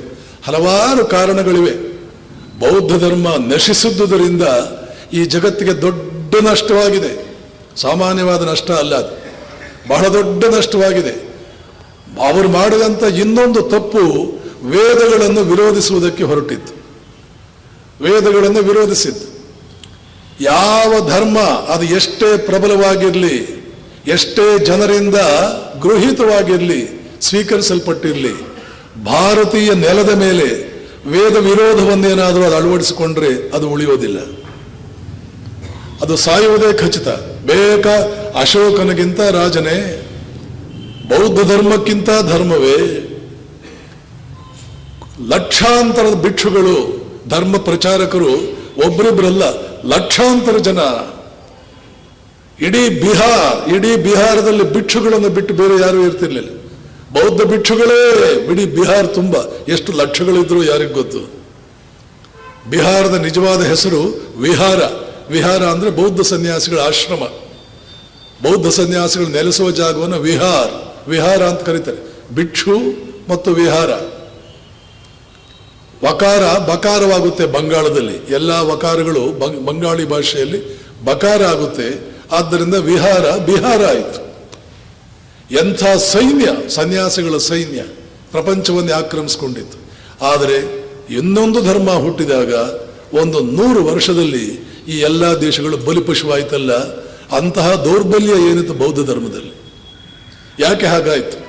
ವಿವೇಕಾನಂದರು ಹುಟ್ಟಿದಾಗ ಅಥವಾ ವಿವೇಕಾನಂದರು ಅಮೆರಿಕಕ್ಕೆ ಹೋದಾಗ ಭಾರತ ದೇಶದಲ್ಲಿ ಒಬ್ಬ ಬೌದ್ಧ ಇಲ್ಲ. ಕಾರಣವೇನು? ತಾನು ಹುಟ್ಟಿದ ನಾಡಿನಲ್ಲಿ ಒಬ್ಬನೂ ಕೂಡ ಅನುಯಾಯಿ ಇಲ್ಲ ಅನ್ನೋ ಸ್ಥಿತಿಗೆ ಬೌದ್ಧ ಧರ್ಮ ಬರುವುದಕ್ಕೆ ಕಾರಣವೇನು? ಬಹಳ ಸೂಕ್ಷ್ಮವಾದ ಕಾರಣಗಳಿವೆ. ಬುದ್ಧ ಹೇಳಬೇಕಾದ ಕೆಲವು ವಿಷಯಗಳ ಬಗ್ಗೆ ಬಾಯಿ ತೆರೆದೇ ಇದ್ದುದರಿಂದ, ಸಿಕ್ಕಿದವರು ಸಿಕ್ಕಿದ ರೀತಿಯಲ್ಲಿ ಊಹೆಗಳನ್ನು ಮಾಡಿಕೊಂಡುದರಿಂದ 200 ವರ್ಷಗಳಲ್ಲಿ 80 ಶಾಖೆಗಳಾಗಿ ಒಡೆದುದರಿಂದ, ಮತ್ತು ರಾಜನ ಆಶ್ರಯ ಬಂದಾಗ ಬೌದ್ಧರು ನಡ್ಕೊಂಡ ಕೆಲವು ವಿಚಿತ್ರ ವರ್ತನೆಗಳಿಂದ ತಮ್ಮ ಧರ್ಮವನ್ನು ಎಲ್ಲಾ ಕಡೆಗೂ ಹರಡಿಬಿಡಬೇಕು, ಯಾವಾಗ ಸಂಖ್ಯೆ ಜಾಸ್ತಿ ಮಾಡಬೇಕು ಅಂತ ಒಂದು ಸಂಸ್ಥೆ ಹೋಗುತ್ತೆ, ಆ ಸಂಸ್ಥೆ ಬೇಗನೆ ಸಾಯುತ್ತೆ. ಅದರಲ್ಲಿ ಧರ್ಮ ಯಾವುದೇ ಆಗಲಿ ಸಂಖ್ಯೆ ಜಾಸ್ತಿ ಮಾಡಬಾರದು, ಗುಣಾತ್ಮಕತೆ ಅದರ ಕ್ವಾಲಿಟಿ ಜಾಸ್ತಿ ಮಾಡಬೇಕು. ಕ್ವಾಲಿಟಿ ಜಾಸ್ತಿ ಮಾಡಬೇಕೇ ಹೊರತು ಕ್ವಾಂಟಿಟಿ ಜಾಸ್ತಿ ಮಾಡಬಾರ್ದು. ದೇಶ ದೇಶಗಳಲ್ಲೂ ನಮ್ಮ ಧರ್ಮವೇ ಹರಡಬೇಕು. ಬೌದ್ಧ ಸನ್ಯಾಸಿಗಳು ತೆಗೆದುಕೊಂಡ ಕೆಲವು ಅತ್ಯಂತ ಆಶ್ಚರ್ಯಗೊಳಿಸುವಂತಹ ಖೇದಕರವಾದ ಕೆಲವು ನಿಲುವುಗಳು. ಮಹಮ್ಮದ್ ಬಿನ್ ಕಾಸಿಂ ಈ ದೇಶದ ಮೇಲೆ ಆಕ್ರಮಣ ಮಾಡಿದ ಮೊಟ್ಟ ಮೊದಲ ಮುಸ್ಲಿಂ ರಾಜ. ಇದು ಯುವಕ ರಾಜನೂ ಅಲ್ಲ, ಅವನು ಕೇವಲ 500 ಜನ ಕುದುರೆ ಸವಾರರು, ಅರೇಬಿಯಾದಿಂದ ಬಂದವನು, ಮುಲ್ತಾನ್ ಹತ್ರ ಬಂದ, ಮೂಲಸ್ಥಾನ್ ಅಲ್ಲಿಗೆ ಬಂದ. ಅಲ್ಲಿ ಬೌದ್ಧ ಸನ್ಯಾಸಿಗಳು ಮತ್ತು ಮಹಮ್ಮದ್ ಬಿನ್ ಕಾಸಿಂ ಇವರೀರುವ ನಡುವೆ ಒಂದು ಸಂಧಾನವಾಯಿತು. ಏನದು? ದಿಲ್ಲಿಯ ಸಿಂಹಾಸನ ಪಡೆದುಕೊಳ್ಳುವುದಕ್ಕೆ ನಾವು ನಿನಗೆ ಸಹಾಯ ಮಾಡ್ತೇವೆ. ಅಲ್ಲಿ ವಿಹಾರದಲ್ಲಿದ್ದಂಥ ಸಾಧುಗಳು ಅವನಿಗೆ ಹೇಳಿದರು, ದಿಲ್ಲಿಯ ಸಿಂಹಾಸನ ಪಡೆದುಕೊಳ್ಳುವುದಕ್ಕೆ ನಾವು ನಿನಗೆ ಸಹಾಯ ಮಾಡ್ತೇವೆ. ಈ ದೇಶದಾದ್ಯಂತ, ಈ ಇಡೀ ಭಾರತ ದೇಶದಾದ್ಯಂತ ನಮ್ಮ ಧರ್ಮ ವ್ಯಾಪಿಸುವುದನ್ನು ನೀನು ನಮಗೆ ಸಹಾಯ ಮಾಡಬೇಕು. ಆಗ ತಾನೇ ಶಂಕರಾಚಾರ್ಯರ ಉದಯವಾಗಿತ್ತು. ಬಹಳಷ್ಟು ಜನ ಬೌದ್ಧ ಸನ್ಯಾಸಿಗಳನ್ನು ಅವರು ವಾದದಲ್ಲಿ ಸೋಲಿಸಿದ್ರು. ಅವರೆಲ್ಲ ಭಾರತವನ್ನು ಬಿಟ್ಟು ಟಿಬೆಟ್, ಸಿಲೋನ್, ಬರ್ಮಾ ಮೊದಲಾದ ಪೌರ್ವಾತ್ಯ ರಾಷ್ಟ್ರಗಳಿಗೆಲ್ಲ ಹೊರಟೋಗಿದ್ರು ಬಹಳಷ್ಟು ಜನ. ಈ ಕಡೆ ಸನಾತನ ಧರ್ಮ ಮತ್ತೊಮ್ಮೆ ತಲೆ ಎತ್ತಿ ನಿಲ್ತಿತ್ತು. ಇದು ಒಂದು ಹೊಡೆಯಲಾರದ, ತಡೆದುಕೊಳ್ಳಲಾಗದ ಹೊಡೆತ ಬೌದ್ಧರಿಗೆ. ಮತ್ತೊಮ್ಮೆ ಪುನರ್ಸ್ಥಾಪಿಸಬೇಕು ನಾವು. ಈಗ ಯಾವಾಗ ಮಹಮ್ಮದ್ ಬಿನ್ ಕಾಸಿಂ ಬಂದ, ಅವರೊಡನೆ ಒಂದು ಸಂಧಾನ. ಇದನ್ನು ಬರೆದವನು ಒಬ್ಬ ಮುಸ್ಲಿಂ. ಈ ಪುಸ್ತಕ ಬರೆದಿದ್ದಾನಲ್ಲ, ಯಾವ ಪುಸ್ತಕದಲ್ಲಿ ಈ ಅಂಶ ಇದೆ? ಕುರೇಶಿ. ಅವನ ಹೆಸರು ಕುರೇಶಿ. ಪುಸ್ತಕದ ಹೆಸರು ಬೇಕಾದ್ರೆ ನಾನು 1-2 ದಿನಗಳ ನಂತರ ಹೇಳಬಲ್ಲೆ. Author of the book Muslim Qureshi ಅಂತ ಅವನ ಹೆಸರು. ಒಂದು ಸಂಧಾನವಾಯಿತು ಇವರಿಬ್ಬರಿಗೂ. ಕಾಸಿಂ ಸಹಾಯ ಪಡ್ಕೊಂಡ. ಆದರೆ ಸಹಾಯ ಪಡ್ಕೊಂಡ ಮೇಲೆ ಮೊದಲು ಮಾಡಿದ ಕೆಲಸ ಆ ಮುಲ್ತಾನ್ನಲ್ಲಿರ್ತಕ್ಕಂಥ ಬೌದ್ಧ ವಿಹಾರಗಳನ್ನು ಬಡಿದು ಹಾಕಿದ್ದು, ಧ್ವಂಸಗೊಳಿಸಿದ್ದು. ಇತಿಹಾಸ ಕಹಿ. ನಮ್ಮ ದಡ್ಡತನ ಎಷ್ಟೋ ಸಲ, ಕೇವಲ ನಮ್ಮ ದಡ್ಡತನದಿಂದ, ಕೇವಲ Hindu you are a hypocrite, you are a coward. ಸದ್ಗುಣ ಸಾಮರ್ಥ್ಯಗಳು ನಿನ್ನನ್ನು ಬಿಟ್ಟು ಬಹಳ ದಿನವಾಯಿತಾ, ಸ್ವಾಮೀಜಿ ಹೇಳ್ತಾರೆ. ಇದೆಲ್ಲ ಯಾಕಾಗಿದೆ ಅಂದರೆ ಆತ್ಮಜ್ಞಾನ ಇಲ್ಲದೆ ಇರೋದು. ನಾನು ಯಾರು, ನಾನು ಬದುಕಬೇಕಿತ್ತು ಹೇಗೆ, is this the way I should live, ನಾನು ಬದುಕಬೇಕಾದ ರೀತಿ ಇದು. I hate ಕವರ್ಡೈಸ್. 1000 ಸಲ ಹೇಳ್ತಾರೆ ವಿವೇಕಾನಂದರು, ಐ ಹೇಟ್ ಕವರ್ಡೈಸ್. ಹೇಳಿತನವನ್ನು ನಾನು ಇಷ್ಟಪಡೋದಿಲ್ಲ, ಹೇಳಿತನವನ್ನು ಇಷ್ಟಪಡೋದಿಲ್ಲ. I hate cowardice. ಆದ್ದರಿಂದ ಮ್ಲೇಚ್ಛರ ನಾಡಿನಲ್ಲಿ ನಿಮಗೇನು ಕೆಲಸ? ಮ್ಲೇಚ್ಛರ ಗುಲಾಮರಾಗಿ ಬದುಕಿದವರು ನೀವು. ಮ್ಲೇಚ್ಛರ ನಾಡು, ಆ ಮ್ಲೇಚ್ಛರ ಗುಲಾಮರಾಗಿ ಎಷ್ಟು ವರ್ಷ ಬದುಕಿದ್ರಿ ನೀವು? ನೀವೇನು ನಿಮ್ಮ ಪೌರುಷ ತೋರಿಸಿದ್ರಿ? ನಮಗೆ ಬೇಕಾಗಿರೋದು ಸ್ಟ್ರೆಂಗ್ತ್. ಮ್ಲೇಚ್ಛರ ನಾಡಿಗೆ ನಾನು ಯಾಕೆ ಬಂದೆ ಮುಂದೆ ಹೇಳ್ತೀನಿ ಅದನ್ನು. ಮ್ಲೇಚ್ಛರ ನಾಡಿಗೆ ಯಾಕೆ ಹೋದ್ರು ಅವರು? ಧರ್ಮ ಪ್ರಚಾರಕ್ಕೆ ಹೋದ್ರ? ಅವ್ರಿಗೇನು ವೇದಾಂತ ಅರ್ಥವಾಗುತ್ತಾ? ಇವತ್ತಿಗೂ ಪಾಶ್ಚಿಮಾತ್ಯರಿಗೆ ವೇದಾಂತ ಅರ್ಥವಾಗುವುದಿಲ್ಲ. ಯಾರು ದೊಡ್ಡ ದೊಡ್ಡ ದಿಗ್ಧಂತಿಗಳಾಗಿರ್ತಕ್ಕಂಥವ್ರು ಕೆಲವರು ಇವತ್ತಿಗೂ ಪ್ರತಿನಿತ್ಯ ಆ ರಾಮಕೃಷ್ಣಾಶ್ರಮಗಳಿಗೆ ಬಂದು ಜಪಧ್ಯಾನ ಮಾಡುವಂತಹ ವ್ಯಕ್ತಿಗಳಿಗೆ, ಅವರಿಗೆ ಕೆಲವರಿಗೆ ಅರ್ಥವಾಗಬಹುದೇ ಹೊರತು ಮಾಯಾ ಥಿಯರಿ, ಮಾಯಾ ಅಂದ್ರೆ ಏನು, ಮಾಯಾ ಕಾನ್ಸೆಪ್ಟ್ ಏನು, ಇವತ್ತಿಗೂ ಆ ಜನರಿಗೆ ಅರ್ಥ ಮಾಡಿಸ್ಬೇಕಾದ್ರೆ ಸಾಕಾಗುತ್ತೆ. ಇವತ್ತಿಗೂ ಅರ್ಥವಾಗೋದಿಲ್ಲ. ಆವಾಗೇನು ಅರ್ಥವಾಗ್ತಿತ್ತು? ಹಾಗಾದ್ರೆ ಅವರು ಅಮೆರಿಕಕ್ಕೆ ಹೋಗಿದ್ದಾದ್ರು ಯಾಕೆ? ಮುಂದೆ ಹೇಳ್ತೀನಿ ನಾನು ಅದನ್ನು. ವೇದಾಂತ ಪ್ರಚಾರ 2ನೇ ಮಾತು. I am not born to live one of those caste ridden, superstitious, merciless, hypocritical, atheistic cowards that you find only among educated Hindus. ಈ ಸ್ಥಿತಿಯಲ್ಲಿದ್ದಾಗ ಆ ಬುದ್ಧಿಶಾಲಿಯು ಶಕ್ತಿಶಾಲಿಯು ಆಗಿದ್ದಂಥ ದುಷ್ಟ, ಆ ಕಳ್ಳ ಈಗ ಉಜ್ವಲ ತೇಜಸ್ಸಿನಿಂದ ಕೂಡಿರ್ತಕ್ಕಂಥ ಸನ್ಯಾಸಿಯಾಗಿ ಪರಿವರ್ತನೆಯಾಗಿದ್ದನ್ನು ನೋಡಿ ವಿವೇಕಾನಂದರು ದಂಗಾಗ್ತಾರೆ. ಅದ್ಭುತವಾದಂಥ ಒಂದು ಚಿಂತನೆ ಅವರಿಗೆ ಗಮನಕ್ಕೆ ಬರುತ್ತೆ. ಆ ಚಿಂತನೆಯನ್ನು ಅವರು ಸಾಕಷ್ಟು ಅದರ ಬಗ್ಗೆ ಯೋಚನೆ ಮಾಡ್ತಾರೆ. ಹೇಳ್ತಾರೆ, every saint had a past, every sinner has a future. ಇವತ್ತೊಬ್ಬ ದೊಡ್ಡ ದುರುಳ ಪಾಪಿಯಾಗಿದ್ದಾನ, ದೊಡ್ಡ ಪಾಪಿಯಾಗುವುದಕ್ಕಾದರೂ ಶಕ್ತಿ ಬೇಕಲ್ಲ, ಅವನಿಗೊಂದು ಭವಿಷ್ಯ ಇದೆ. ಇವತ್ತು ಯಾರು ದೊಡ್ಡ ಸಂತನಾಗಿದ್ದಾನೆ, ಹಿಂದೆ ಅವನೊಬ್ಬ ದೊಡ್ಡ ದುಷ್ಟನಾಗಿದ್ದ, ದುರುಳನಾಗಿದ್ದ. ಎಷ್ಟೋ ಉದಾಹರಣೆಗಳನ್ನು ನಿನ್ನೆ ಹೇಳಿ, ವಾಲ್ಮೀಕಿ, ರಾಜ ಕೌಶಿಕ, ಸೈಂಟ್ ಪಾಲ್, ಇವರೆಲ್ಲರೂ ಹಾಗೆ ಇದ್ದವರು.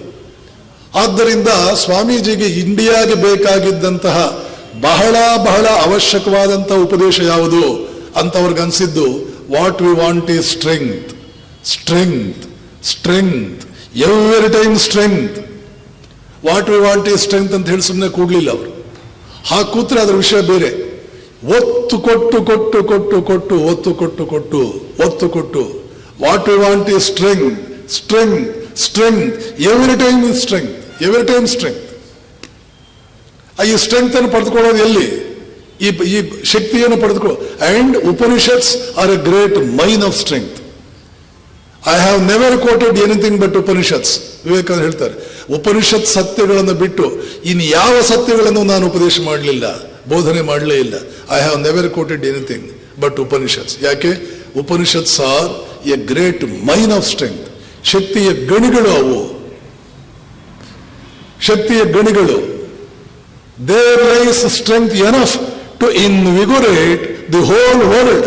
ಇಡೀ ಪ್ರಪಂಚವನ್ನೇ ಅತ್ಯಂತ ಬಲಯುತವಾಗಿ ಮಾಡುವುದಕ್ಕೆ ಎಷ್ಟು ಶಕ್ತಿಗಳು ಬೇಕೋ ಅದೆಲ್ಲ ಉಪನಿಷತ್ತುಗಳಲ್ಲಿವೆ.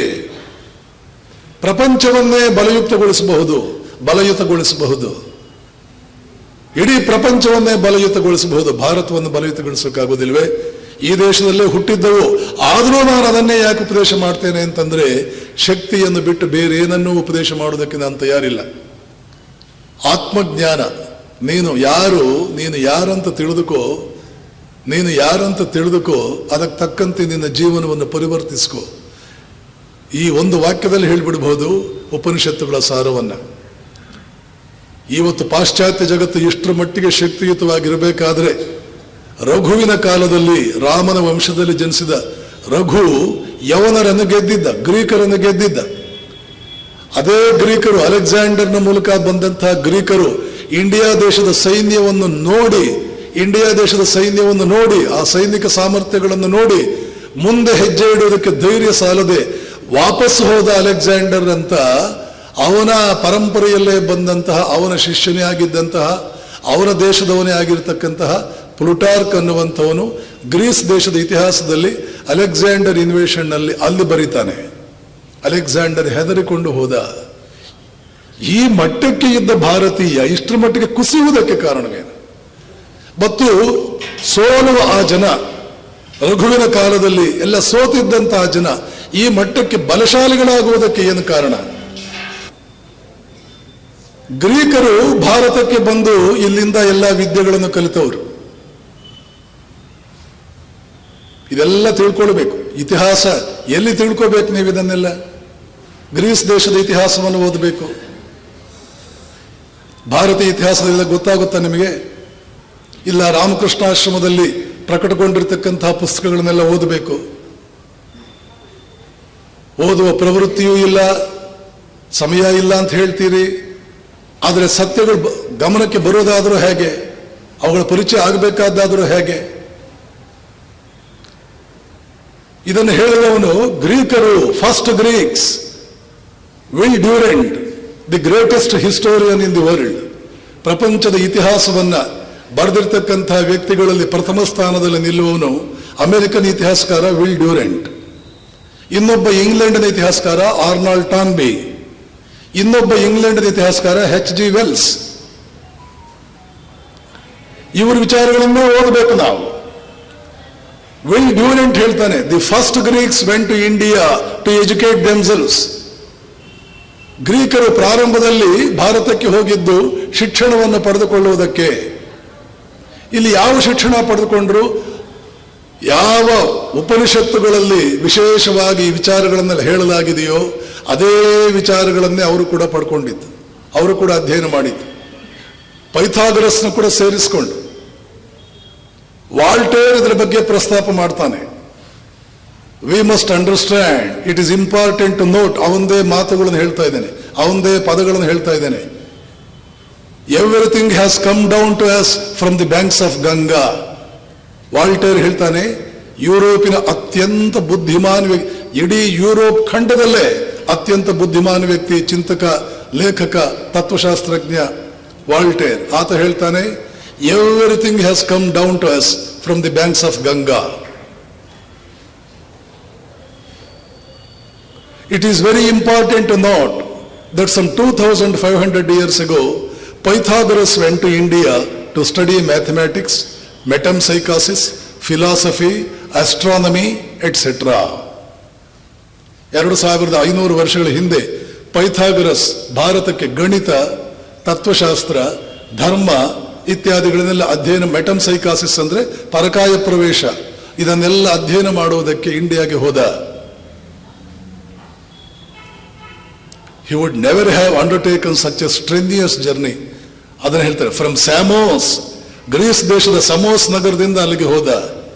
He would never have undertaken such a strenuous journey if the reputation of the Hindus as a highly learned race had not been long established in Europe.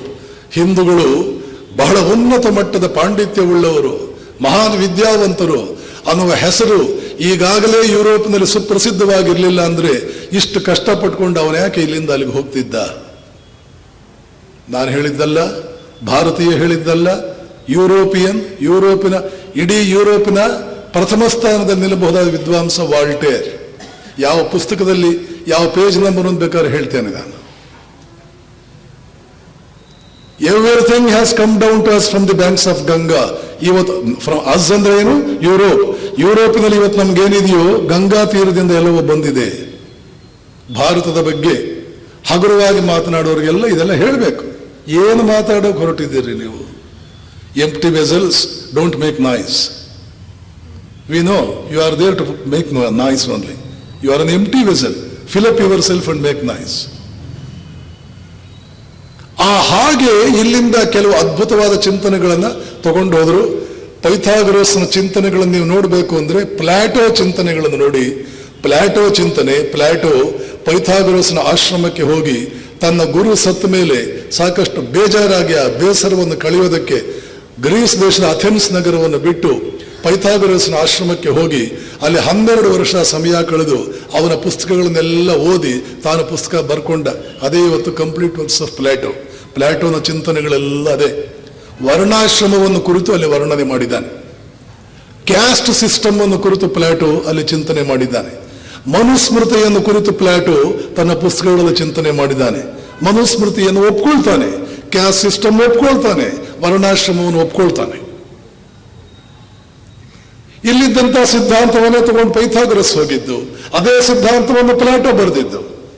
ಆದರೆ ಇವತ್ತು ಪ್ಲಾಟೋ ಇಡೀ ಪಾಶ್ಚಾತ್ಯ ಜಗತ್ತಿನ ಪ್ರಪ್ರಥಮ ಏಕಮೇವ ಸರ್ವಶ್ರೇಷ್ಠ ಅತ್ಯಂತ ಶ್ರೇಷ್ಠ ಚಿಂತಕ ಪಾಶ್ಚಾತ್ಯ ಜಗತ್ತು ಅವನನ್ನು ಒಪ್ಕೊಳ್ಳುತ್ತೆ. ಪ್ಲಾಟೋ ಬಗ್ಗೆ ಹೇಳ್ತಾರೆ ಪ್ರಕೃತಿ ಎಲ್ಲಾ ಜ್ಞಾನವನ್ನು ಪ್ಲಾಟೋಗೆ ಕೊಟ್ಟು ಅಲ್ಪ ಸ್ವಲ್ಪ ಉಳಿದರೆ ಬೇರೆಯವರಿಗೆ ಕೊಟ್ಟಿದೆ. ಆದರೆ ಆ ಪ್ಲಾಟೋನ ಜ್ಞಾನದ ಮೂಲ ಎಲ್ಲಿ? ಅದರ ಮೂಲ ಎಲ್ಲಿ? ಆ ಚಿಂತನೆಯಲ್ಲಿ ಒಂದು ಚಿಂತನೆ ತಗೊಂಡು ಗ್ರೀಸ್ ದೇಶ ಅಲ್ಲಿ ಒಂದು ಸಣ್ಣ ಯೂನಿವರ್ಸಿಟಿ ಕಟ್ಟಿ ಅದರ ಧ್ಯೇಯವಾಕ್ಯವನ್ನಾಗಿ ಮಾಡಿಕೊಂಡಿತು. ಯಾವುದು ಆ ಧ್ಯೇಯವಾಕ್ಯ? ಮ್ಯಾನ್ ನೋ ದೈ ಸೆಲ್ಫ್. ಇವತ್ತಿಗೂ ಅಥೆನ್ಸ್ ಹತ್ರ ಹೋಗಿ ಡೆಲ್ಫಿ ಅನ್ನುವ ಜಾಗ ಇದೆ. ಡೆಲ್ಫಿಯನ್ ಫಾರ್ಮುಲಾ, ಡೆಲ್ಫಿಯನ್ ಸ್ಲೋಗನ್ ಅಂತ ಕರೀತಾರೆ. ಮ್ಯಾನ್ ನೋ ದೈ ಸೆಲ್ಫ್. ಮನುಷ್ಯನೇ ನೀನು ಆರೆಂದು ತಿಳಿ. ಇದು ಉಪನಿಷತ್ತು ವಾಕ್ಯ. ಉಪನಿಷತ್ತಿನ ಪ್ರಧಾನ ಪಲ್ಲವಿ ಏನು? ನೀನು ಯಾರಂತ ತಿಳಿ, ಅದಕ್ಕೆ ತಕ್ಕಂತೆ ಬದುಕು. ಇದೊಂದು ಸಾಕು. ಮಕ್ಕಳಿಗೆ, ದೊಡ್ಡವರಿಗೆ, ಇವತ್ತು ನಮ್ಮನ್ನು ನಾವು ತಿದ್ದುಕೊಳ್ಳೋದಕ್ಕೆ ಬೇಕಾಗಿರ್ತಕ್ಕಂಥ ಒಂದು ಸೂತ್ರ, ನಾವು ಯಾರು, ಅದಕ್ಕೆ ತಕ್ಕಂತೆ ನಾವು ಬದುಕಬೇಕು. ಸದ್ಯಕ್ಕೆ ಅದಕ್ಕೆ ತಕ್ಕಂತೆ ಬದುಕ್ತಾ ಇದ್ದೀವಿಯೋ, ಇಲ್ಲವಾದರೆ ಅದಕ್ಕೆ ತಕ್ಕಂತೆ ಬದುಕುವುದು ಹೇಗೆ? ನಾಳೆಯಿಂದ ಅದನ್ನು ಪ್ರಾರಂಭ ಮಾಡೋಣ, ಅಥವಾ ಇನ್ನು ಮುಂದೆ ಅದರಂತೆ ಬದುಕೋಣ. ನಾವು ಯಾರು? ಆತ್ಮಾನಂ ವಿದ್ಧಿ. ನೀನು ಯಾರಂತ ತಿಳ್ಕೋ. ಬರೀ ಪ್ರಶ್ನೆ ಕೇಳಿ ಉಪನಿಷತ್ ಸುಮ್ಮನೆ ಆಗಲಿಲ್ಲ, ಅದಕ್ಕೆ ಉತ್ತರವನ್ನು ಕೂಡ ಕೊಡುತ್ತದೆ. ತ್ವಂ ಬ್ರಹ್ಮಾಸಿ ನ ಸಂಶಯ. ನಿಸ್ಸಂಶಯವಾಗಿ ನೀನು ಬ್ರಹ್ಮ. ಬ್ರಹ್ಮ ಅಂದ್ರೆ ಏನು?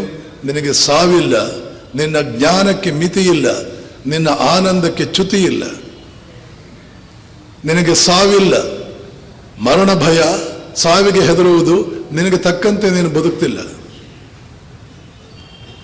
ಒಂದು ಅಂಗಿಯನ್ನು ತೆಗೆದು ಇನ್ನೊಂದು ಅಂಗಿಯನ್ನು ಹಾಕಿಕೊಳ್ಳುವಷ್ಟು ಸರಳ ಸಾವು ಅನ್ನುವಂತಹದ್ದು. ಸ್ಪಷ್ಟವಾಗಿ ಹೇಳಲಾಗಿದೆ, ಸಾವಿಗೆ ಹೆದರಬೇಡ, ಸಾವಿಗೆ ಹೆದರಬೇಡ, ಸಾವಿಗೆ ಹೆದರಬೇಡ. ಇದನ್ನು ಪಾಶ್ಚಾತ್ಯ ಜಗತ್ತು ಬೆಳೆಸ್ಕೊಂಡಿದೆ. 6 ರೀತಿಯ ಹೆದರಿಕೆಗಳಿಂದ ಪಾರಾಗದೆ ಹೋದರೆ ಯಾರೂ ಜೀವನದಲ್ಲಿ ಉದ್ಧಾರವಾಗುವುದಿಲ್ಲ. ಅದರಿಂದ ಮೊದಲನೆಯದಾಗಿ poverty, the fear of poverty, fear of ಇಲ್ ಹೆಲ್ತ್, ಫಿಯರ್ ಆಫ್ ಡೆತ್. ಬಡತನಕ್ಕೆ ಹೆದರಬೇಡ, ನುಗ್ಗು. ಆರೋಗ್ಯ ಕೆಡುತ್ತೆ ಅಂತ ಹೆದರಬೇಡ, ನುಗ್ಗು. ಸಾವಿಗೆ ಹೆದರಬೇಡ, ನುಗ್ಗು. ನೀನು ಯಾರಂತ ತಿಳಿ, ನೀನು ಯಾರಂತ ತಿಳಿ. ಇಂಗ್ಲೆಂಡ್ ಯಾವ ರೀತಿ ಬೆಳೆಸ್ಕೊಳ್ತು, ನೀನು ಯಾರು ಗೊತ್ತೇನೋ? ಇಂಗ್ಲೆಂಡಿನ ಮಕ್ಕಳಿಗೆ ಹೇಳ್ತಾರೆ, ಇಂಗ್ಲೆಂಡಿನ ಟೀಚರ್ಸ್, ಇಂಗ್ಲೆಂಡಿನ ಪೇರೆಂಟ್ಸ್ ಹೇಳ್ತಾರೆ, you are an English boy, you are born to rule the world. ನೀನೊಬ್ಬ ಇಂಗ್ಲಿಷ್ ಬಾಲಕ, ಪ್ರಪಂಚವನ್ನು ಆಳುವುದಕ್ಕೆ ನೀನು ಹುಟ್ಟಿದ್ದೀಯ. ಅವರು ಆಳಿದರು. ಅಮೆರಿಕನ್ ಮಕ್ಕಳಿಗೆ ಅಮೆರಿಕನ್ ಪಾಲಕರು ಹೇಳ್ತಾರೆ, you are an American. Last 4 letters in the word American will say I can, therefore never say I cannot. ನೀನು American ಬಾಲಕ, ಕೊನೆಯ 4 ಅಕ್ಷರಗಳು ಹೇಳೋದು ಐ ಕ್ಯಾನ್ ಅಂತ. ಯಾವ ಕಾಲಕ್ಕೂ ಐ ಕೆನಾಟ್ ಅಂತ ಹೇಳಬೇಡ. ಆ ಕಡೆ ಅಮೆರಿಕನ್ ಬೆಳೆಯಿತು, ಈ ಕಡೆ ಇಂಗ್ಲೆಂಡ್ ಜಗತ್ತನ್ನು ಆಳಿತು. ನಾವು ಹೀಗೆ ಹೇಳ್ತೀವ ನಮ್ಮ ಮಕ್ಕಳಿಗೆ, ನೀನು ಆತ್ಮ, ಅದಕ್ಕೆ ತಕ್ಕಂತೆ ಬದುಕು. ನಿನ್ನ ಅಸ್ತಿತ್ವಕ್ಕೆ ಚ್ಯುತಿ ಇಲ್ಲ, ಅಸ್ತಿತ್ವ ಅದಕ್ಕೆ ಭಂಗವಿಲ್ಲ. ನಿನ್ನ ಜ್ಞಾನಕ್ಕೆ ಮಿತಿ ಇಲ್ಲ, ನಿನ್ನ ಆನಂದಕ್ಕೆ ಯಾವುದೇ ಇತಿಮಿತಿಗಳೂ ಇಲ್ಲ, ಯಾವುದೇ ಚ್ಯುತಿಯೂ ಇಲ್ಲ. ಅದಕ್ಕೆ ತಕ್ಕಂತೆ ಬದುಕು. 1000 ಸಲ ಹೇಳಬೇಕಿತ್ತು ನಮ್ಮ ಮಕ್ಕಳಿಗೆ. ನಾವು ಒಂದು ದಿನಕ್ಕೆ 20 ಸಲ ಹೇಳಬೇಕಾಗಿತ್ತು. ಏನು ತಪ್ಪು ಮಾಡಿದ್ರು ನೀನು ಯಾರು ಗೊತ್ತೋ, ಹಾಗಿದ್ದಾಗ ಈ ತಪ್ಪು ನೀನು ಮಾಡಬಹುದು. ನನ್ನ ಕೈಯಲ್ಲಿ ಆಗಲ್ಲ, ನೀನು ಯಾರು ಗೊತ್ತೋ, ನಿನ್ನ ಕೈಯಲ್ಲಿ ಆಗಲ್ಲ ಅಂತ ನೀನು ಭಾವಿಸಬಹುದು. ನೀನು ಯಾರು ಗೊತ್ತೋ, ನೀನು ಹೀಗೆ ಬದುಕಬಹುದು. This is the most scientific way of reforming a person. ಒಬ್ಬ ವ್ಯಕ್ತಿಯನ್ನು ತಿದ್ದುವುದಕ್ಕೆ ಇರ್ತಕ್ಕಂಥ ಅತ್ಯಂತ ಅದ್ಭುತವಾದ, ಅತ್ಯಂತ ವೈಜ್ಞಾನಿಕವಾದ ಮೆಥಡ್ ಇದು. This is Upanishad life. ಇದು ಉಪನಿಷತ್ತುಗಳು ಬರುವ ಚಿಂತನೆಗಳನ್ನು ನೋಡ್ತಾ ಬಂದ್ರೆ ಇದು. ಆದ್ದರಿಂದ ಸ್ವಾಮೀಜಿ ಹೇಳ್ತಾರೆ, what we want is strength, strength, strength, every time strength, and Upanishads are a great mine of strength. ಆ ಕಡೆ ಪಾಶ್ಚಾತ್ಯ ಜಗತ್ತು ತನ್ನದೇ ರೀತಿಯಲ್ಲಿ ಬೆಳೆಸಿಕೊಂಡು ಉದ್ಧಾರವಾಯಿತು. ಹುಟ್ಟಿದ್ದು ನಮ್ಮ ದೇಶದಲ್ಲಿ ಈ ಚಿಂತನೆ. ಆದರೆ ನಾವು ಬಹುಶಃ ಕಳೆದ 2,500 ವರ್ಷಗಳಿಂದ ಇದನ್ನೆಲ್ಲ ಮರೆತು ಬಿಟ್ವಿ. ಯಾವುದ್ಯಾವುದೋ ಕಾರಣಗಳಿಂದ ಮರೆತುವಿ. ಆದರೆ ಮರೆತಿದ್ದರಿಂದ ಅದಕ್ಕೆ ದೊಡ್ಡ ಒಂದು ಪೆನಾಲ್ಟಿಯನ್ನು ಕಟ್ಟಿದ್ವಿ.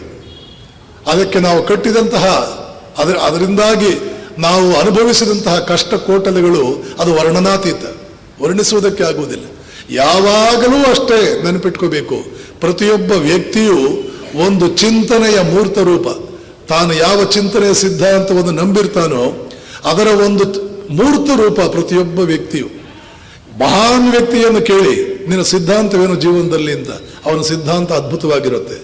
ಸಾಮಾನ್ಯನನ್ನು ಕೇಳಿ, ನಿನ್ನ ಸಿದ್ಧಾಂತವೇನು ಜೀವನದಲ್ಲಿ, ಅತ್ಯಂತ ಸಾಮಾನ್ಯವಾಗಿರುತ್ತೆ. ಮಧ್ಯದ ವ್ಯಕ್ತಿಯನ್ನು ಕೇಳಿ, ಅದು ಮಧ್ಯ ರೀತಿಯಲ್ಲೇ ಇರುತ್ತೆ. ಪ್ರತಿ ವ್ಯಕ್ತಿಯೂ ಕೂಡ ತನ್ನ ಕನ್ವಿಕ್ಷನ್ ಏನಿದೆ, ಇದು ಹೀಗಿರ್ಬೇಕು ನಾವು ಅಂತ ಏನು ಚಿತ್ರ ಇಟ್ಕೊಂಡಿರ್ತಾನೆ, ಅದಕ್ಕೆ ತಕ್ಕಂತೆಯೇ ತಾನು ಬದುಕ್ತಾ ಇರ್ತಾನೆ.